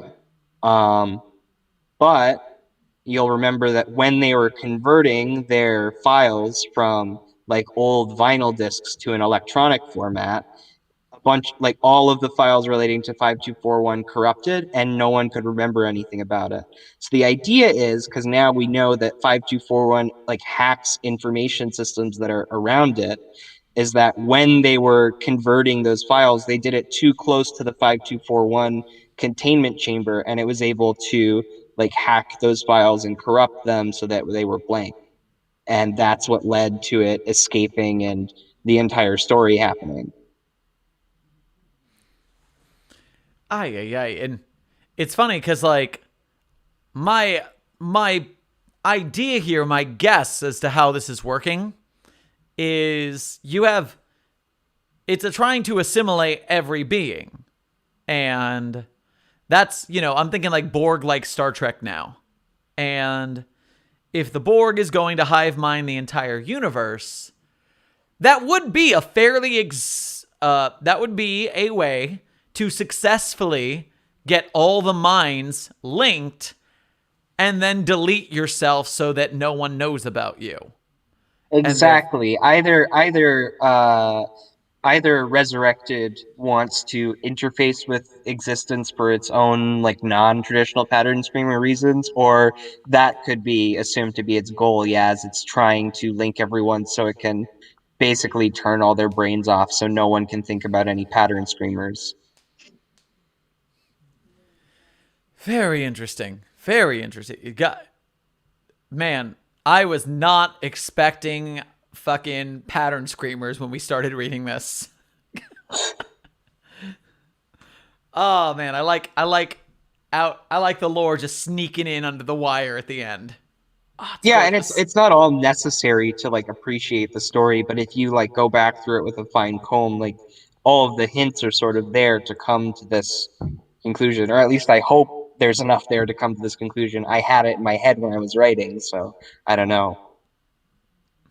Yeah, and we did talk about this as a group, I think, if I remember correctly, about wanting all of this lore, and we all enjoyed these kind of articles, and we wanted there to be this mystery going on, but we didn't want that to be like a requirement to enjoy it.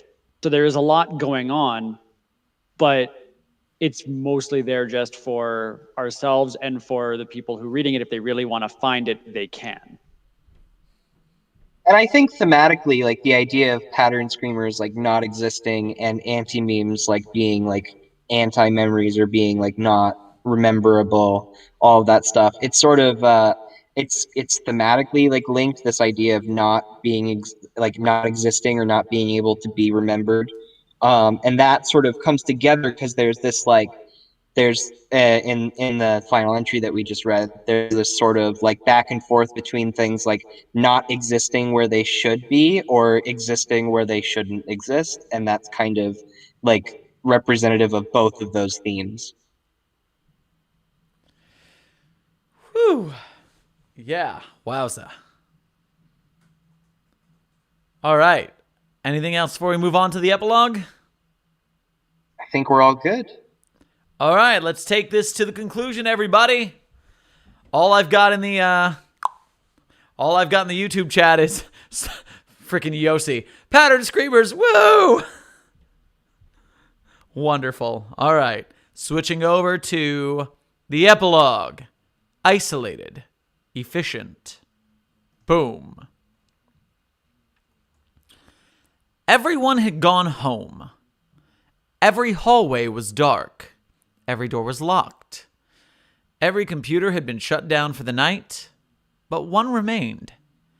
He sat at a round table in a noiseless conference room with walls that radiated a dim neon blue, staring at his hands in front of him, thinking of nothing, wishing he wasn't there. 2. Director Yves Zazavi. From Agent Dietrich Lurk. Subject: Glacon.aic. Director, you probably already know what this is about, but I thought I'd send you a message about it anyway. For a few weeks now, Glacon's been almost completely unresponsive. None of his decryption reports or communications are even legible, if we're lucky to get them at all, and he refuses to leave his own server for any reason. He's refusing to decrypt his memory bank or tell us what's wrong, and he's been directly confrontational, sometimes even resorting to turning off the lights at the site or setting off the alarms when anyone from AIAD tries to talk to him about it. All of our tests have ruled out any anomalous interference, but we haven't come to any sensible conclusions about what's going on just yet. I did find out something that could probably help, though. For some reason, 8B-A1.aic was completely missing from the database's most recent iterations, even though it hasn't been decommissioned or lost. After a little research, I found that 8B-A1 hasn't been active at all for a few weeks. Now, why this happened in the first place is a question for another day, but I have a hunch that 8B-A1 situation is a factor in what's happening with Glacon. I sent 8B-A1's emergency backup to Glacon. Let's see if anything changes. Signed, Lurk.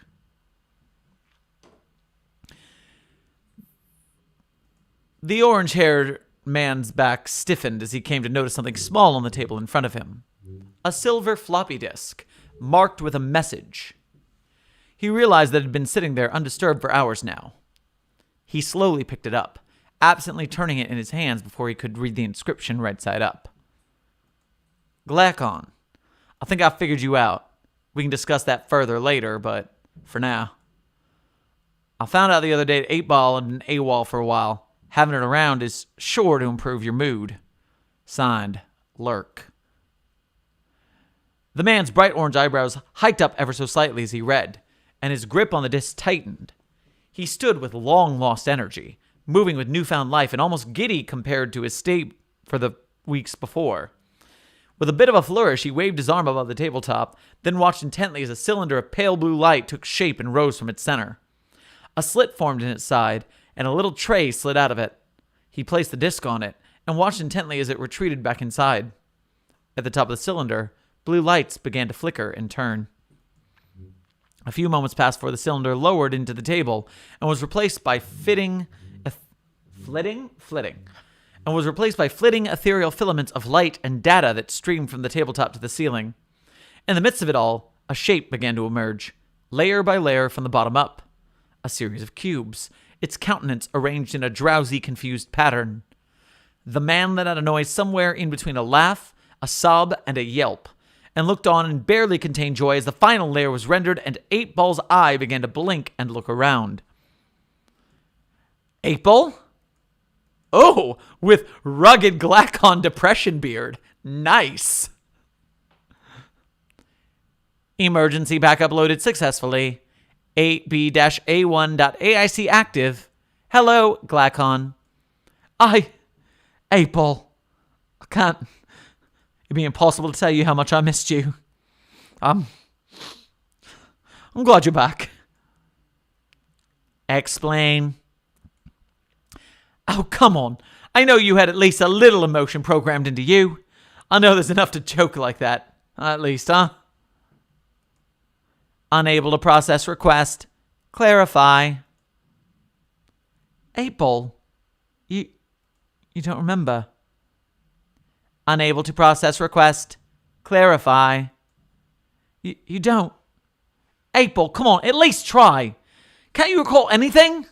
Don't you remember inspecting 5241 or meeting Cradle or the internet or... Come on, 8-Ball. Come on. You've got to have something. You've got to remember something. ...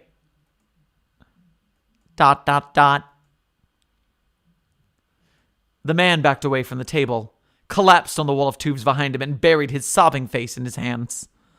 The nearly new mind on the table floated for a few moments, contemplating him. Then, with a pattern expressing simultaneous confusion and empathy, it steered its cubes toward his crumpled, shuddering body and cautiously embraced him with all the warmth it could muster.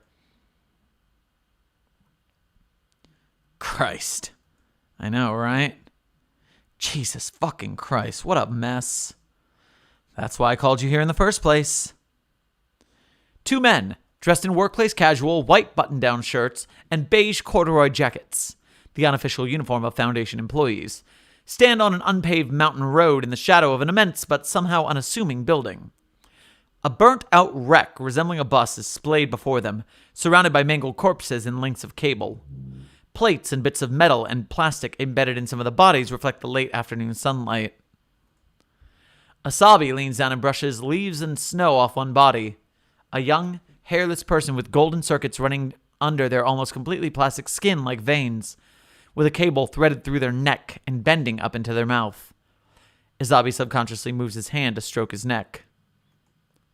A Maxwellist, Valus nods. Good eye, too. There's a ton of them scattered around here, all in the same sort of state. Regular people, too. What do you think happened here? To that, Valus shakes his head slowly. I've got no idea. Nobody I've shown this is aware either. Not even the O5 seem to know, but maybe in their case, they just don't want to tell. He shrugs. Lots of things around here that haven't added up recently. The whole situation with Glacon and 8-Ball, for example. Wasn't there another one? What? another AIC. I think I recall there being a project of some sort along with counter-conceptual... I think it was... I might be misremembering, though. The thought is met with a shrug. Valus turns away from Azabi to survey the wreckage again. I'd asked the counter-conceptual about that. They seem to know some things we don't. I have. They can't seem to find anything in that database. I'm so sure, though. Let it rest. Whoa, wait a minute. Everything's freaking out on my computer. Technical difficulties. One moment. Hold on. Hold on. Everything's freaking out. One moment. I'm still here. Where am I? There we go. I'm back. Let it rest. Valus walks carefully over to a corpse, beckoning Azabi with one of his hands that isn't in a jacket pocket. There's something else out here I've got to show you. Azabi follows the site director, taking care not to trip on the wires. Behind him, a body lies unnoticed, its pale blue Navajo patterned shirt somehow still intact on its broken form. No. Dagon, why? Daryl yawned, allowing himself a little stretch before the first wave of scientists came in for their luncheon. Across the doorway, he noticed his companion looking at him before raising a hand to stifle a yawn of his own. He smiled, then turned back to face the hallway leading to the canteen. It wasn't long before they came. The few researchers and specialists with the willpower, or the hunger, to pry themselves from their work to grab a quick bite before diving headfirst back into the world of artificial intelligence or anti-memes or anything anomalous involving computers always scurried down the... What? This is a weird sentence. Wait a minute. The few researchers and specialists with the willpower or the hunger to pry themselves from their work to grab a quick bite before diving headfirst back into the world of artificial intelligence or anti-memes or anything anomalous involving computers always scurried down the hallway at just about 1300 in the afternoon, passing by Daryl and Tyler without as much as a nod in either of their directions, and re-emerging only a few minutes later holding half-eaten sandwiches or half-empty bowls of soup. Daryl didn't mind being on the sidelines of these people's lives. He was a security guard, not a scientist, and he knew on instinct how much of a put-off a mere difference in background could be for some. Besides, if prison had taught him anything, it was... Wait, prison? Daryl shook his head instinctively, garnering a somewhat worried glance from Tyler. He looked over and gave his friend a sheepish thumbs up. These false memories had been springing up a lot lately, without any warning or chance of preclusion. It was like Daryl's mind took it as a fact that he'd been imprisoned and rolled with it, with mixed consequences. He often found himself surprised when he woke up in the morning without having to be roughed up by a cellmate, or confused when he was informed by his boss that he'd be getting paid leave, or even frightened if he saw another security guard rounding the corner towards him. The on-site psychiatrist wasn't much of a help, and Daryl wouldn't ever consider amnestic therapy no matter how much his supervisors hounded him. So it seemed like he'd have to live like an ex-con for the foreseeable future. It felt natural somehow. Another tangent. This seemed to happen every time one of these memories of bondage popped up. With another head shake, Daryl brought himself back to reality and tried his best to stay there, focusing on the task at hand, making sure no funny business goes down on the way to the feeding hole. The swarm of hungry nerds slowed to a near trickle, with only a few coming down the hallway now, the ones patient enough to finish their work before coming to eat, who were also usually nice enough to stop and say hi to Daryl and Tyler. The two greeted this party with warm smiles, and got warm smiles in return. This is usually when Daryl would wait for one of his favorite regulars, an older, portly man with Coke bottle glasses, who always sported a goofy grin and a teal shirt with a cool pattern on it. He'd always come by, even when he didn't need to eat, and exchange work stories or small talk with the guards. He'd not been at work for the last few weeks, though. Probably on vacation. Watching and waiting, the security guards continued their duty. How long has this thing been lying here? I haven't the slightest idea. Azabi and Valus stand in a grove a bit deeper in the woods, past the wreckage and out of view of Site 15. It's twilight now, and the midwinter chill digs deep through the two men's jackets as their hands retreat further into their pockets. Before them, illuminated by Valus's flashlight, a giant, vaguely human shape is crucified on a clump of trees, its outstretched arms draped on the branches and its feet resting against each other centimeters from the ground. Its glassy blue face is caved in, and broken and bent metal wings jut from its back. Its slender frame reflects the flashlight's light back into the men's eyes. Azabi steps forward and runs a finger across its leg. Feels like plastic. It is plastic. Plastic, metal, and silicone. That's a robot through and through. So this, whatever it is, do you think it was connected to those Maxwellists somehow? Azabi notices a stern look across Bayless's face. Sorry, I know that was a dumb question. There's no such thing as a dumb question. I thought the same as you did at first, but that doesn't look like any Maxwellist anomaly we've ever contained before. And if the Maxwellists had it, there's almost no way we could have known about it. Or there's almost no way we wouldn't have known about it. So it's no point in speculating, Eves. We've already scheduled for a containment team to come pick this up tomorrow. We can see what's at the bottom of all this once it's in Site 15. Ready to go back? Sure. The two men turn around and head back through the trees, leaving the robotic corpse to sit silently in the dark. The wind picks it up, and the trees supporting it shift and wave. The Conqueror's shattered head slumps forward and snaps off, landing with a soft thump in the snow below. Hey! Hey, stop! Valus turns on his heel. What the hell is it? I'm freezing and my wife is going to kill me if I come home past midnight. He trails off as he sees his companion cradling a corpse in his arms, searching its pockets and reading all the identification cards he can find. He seems on the verge of tears. I got to the... Azabi is frantic, panting heavily as he takes a key card out of the breast pocket of the corpse's teal shirt with shaking hands. I knew him! I knew him, Valus, and I just forgot! Calm down, all right? You're gonna be okay. Deep breaths. Valus kneels across from Azabi and grips his shoulders. Tell me what's wrong. Azabi gulps and manages to sob out a coherent thought. I knew this man. He was my project director for that other AIC I was talking about. Nemazine. We were supposed to... Azabi wipes his eyes with the back of his hand, then looks expectantly into Valus's eyes. A look of recognition crosses the site director's face. Pierre Dagon, he says, loosening his grip. I remember him now. Pierre Dagon, the head of Project Ruby, your boss. How could I have forgotten him? It's not your fault. You couldn't have done anything. I'll call a task force to identify the others, all right? Azabi weeps in response, still cradling Dagon's body. Valus leans back and stares into the distance, his hand still on the younger man's shoulder. Glacon stood on the edge of the Foundation's sea of information, a cliff that dropped endlessly into a useless stream of used thoughts and irrelevant ideas. The stream of data flowed freely around his bare feet, welling up under their soles and between his toes. His face was clean-shaven. The nubs of frayed wire that comprised his 5 o'clock shadow had been shaved off, and his hair was tidy and slicked back for the first time in weeks. 8-Ball floated a few paces behind him, a concerned expression on its prisms. You didn't have to come with me, you know. I'm fine on my own. Explain. It's hard. I'd rather just get this over with and go back. Please. Fine.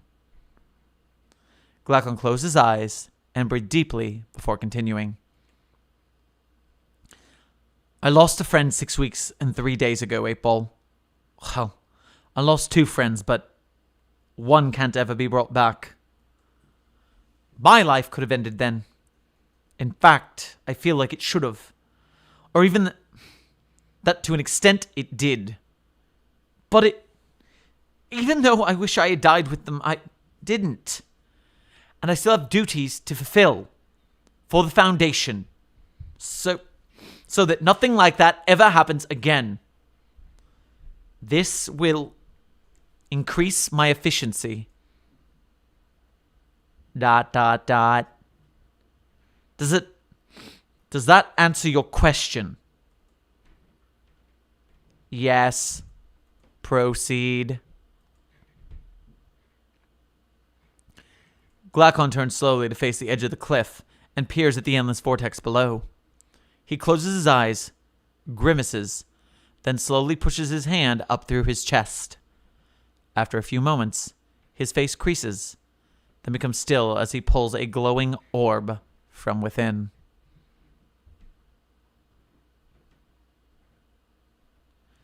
Glacon drops his personality core into the void, watching it fall until it is too small to see.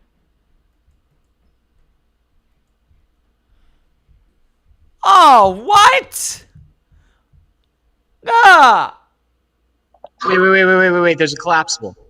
Oh, there's a collapsible. I didn't see it. I was told to go to discussion, but oh, ...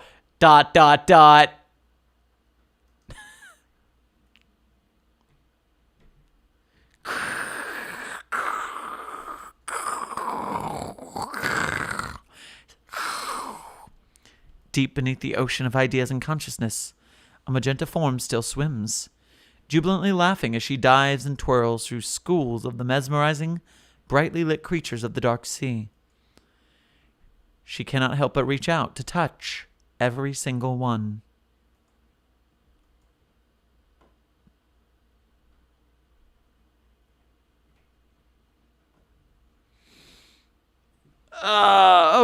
Okay. I need a moment. Come back, Sherman. Where's Sherman? Where's the screen? Hi, I'm me, and I'm...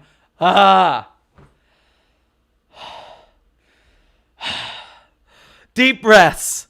Many feelings. Okay.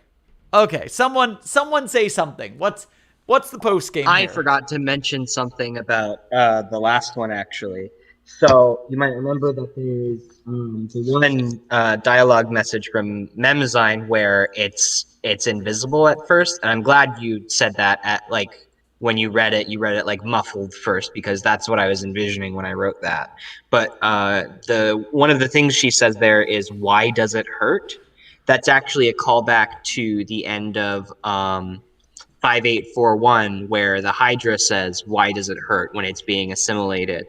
And so the Hydra says, "She promised, like, why does it hurt?" And so now the Hydra part of Core's mind is doing something to Memnazine to like try and get back at her, basically. And that's why she says that there.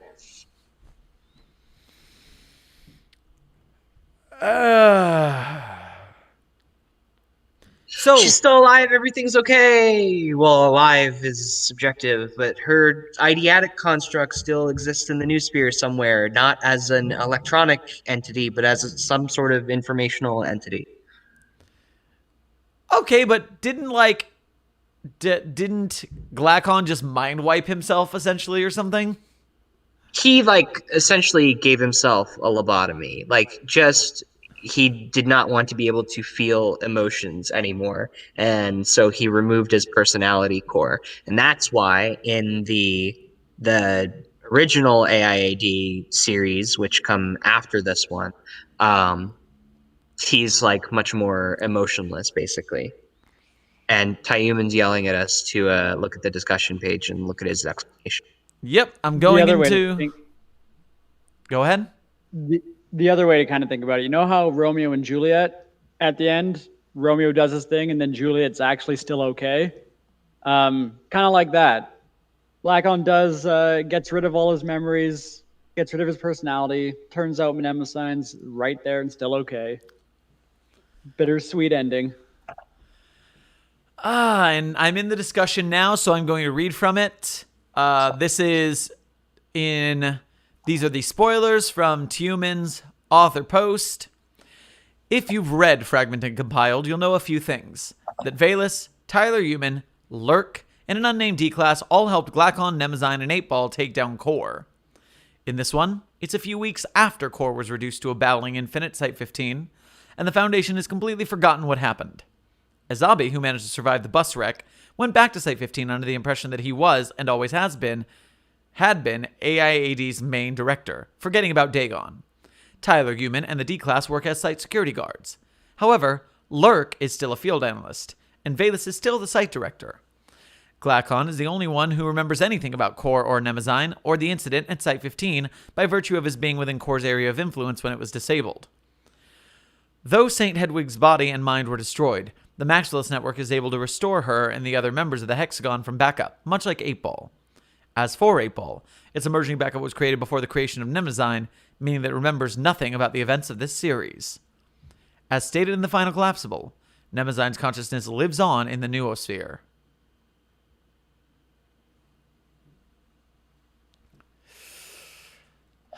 So there we go. That's us.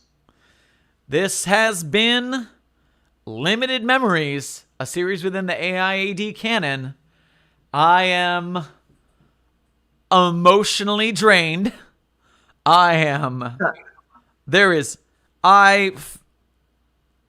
You guys have given me feelings.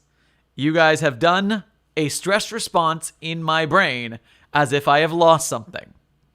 My heart hurts. I can feel the gaseous form of pain and stress chemicals in my chest. You're all bastards. Thank you. Last thing I want to say is huge thanks. They're probably not watching, but huge thanks to Lurk D, who created the original AI first two series, the AIAD series. They were a huge inspiration for the series. They helped, we consulted them for some stuff on planning our story. They helped us with some of the code for all the speech boxes and things. And they wrote some amazing stories. So really grateful to them.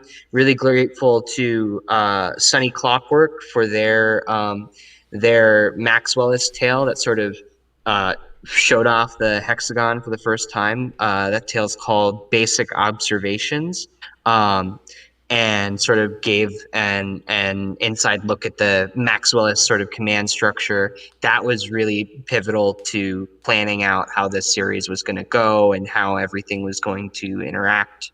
Trying to think if there's anyone else.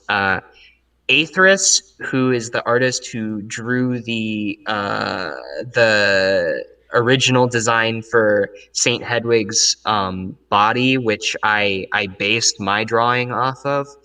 And anyone else important I'm forgetting, I'm sorry if you are watching. But yeah, we did not do this alone. And of course, I hope it goes without saying that I am incredibly grateful to my teammates for sort of seeing my vision through with this and contributing to it in ways that made it all the better. And thank you very much for having us on the show.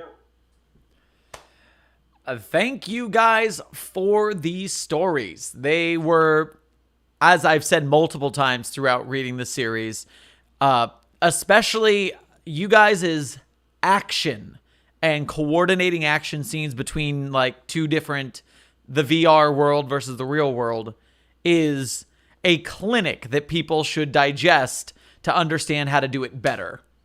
Because your action scenes, your monologues, and dialogues between bad guy and good guy are exactly how they should be without being cliche.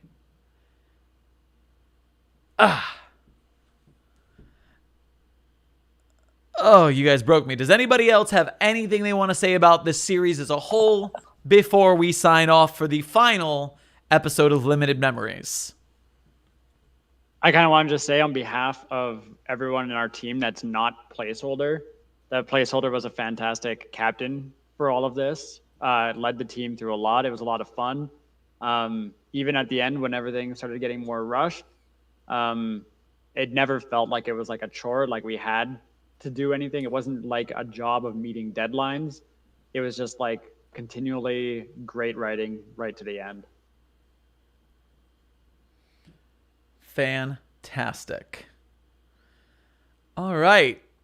I am going to adjourn us from our last episode of Limited Memories. After today, there will be a playlist.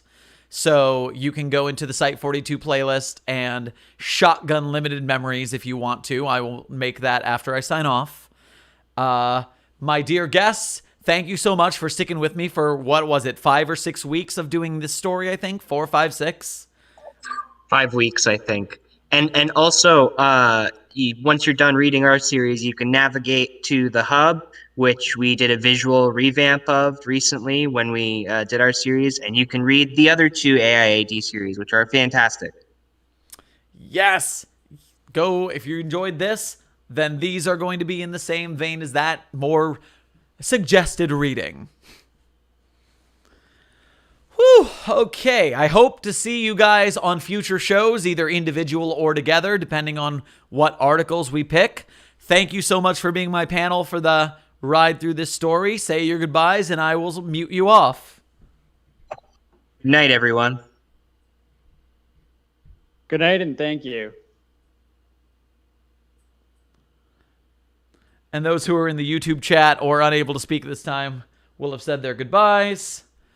Everybody in the audience, I hope you enjoyed this series nearly as much as I did, because this was a blast.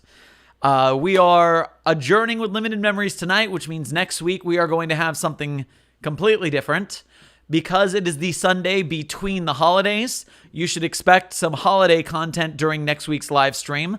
Bring your anomalous fluid, bring your eggnog, and we will likely enjoy some form of holiday-related story.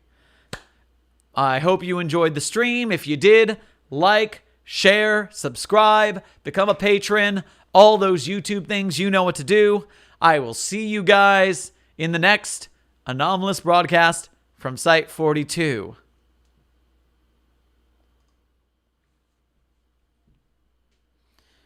Beep, boop, boop, doop, doop, doop, boop, boop, boop, boop, beep, boop, beep, boop, boop, boop, doop, doop, boop, boop, boop, boop, boop. You would not believe your eyes. You would not believe your eyes. You would not believe your eyes.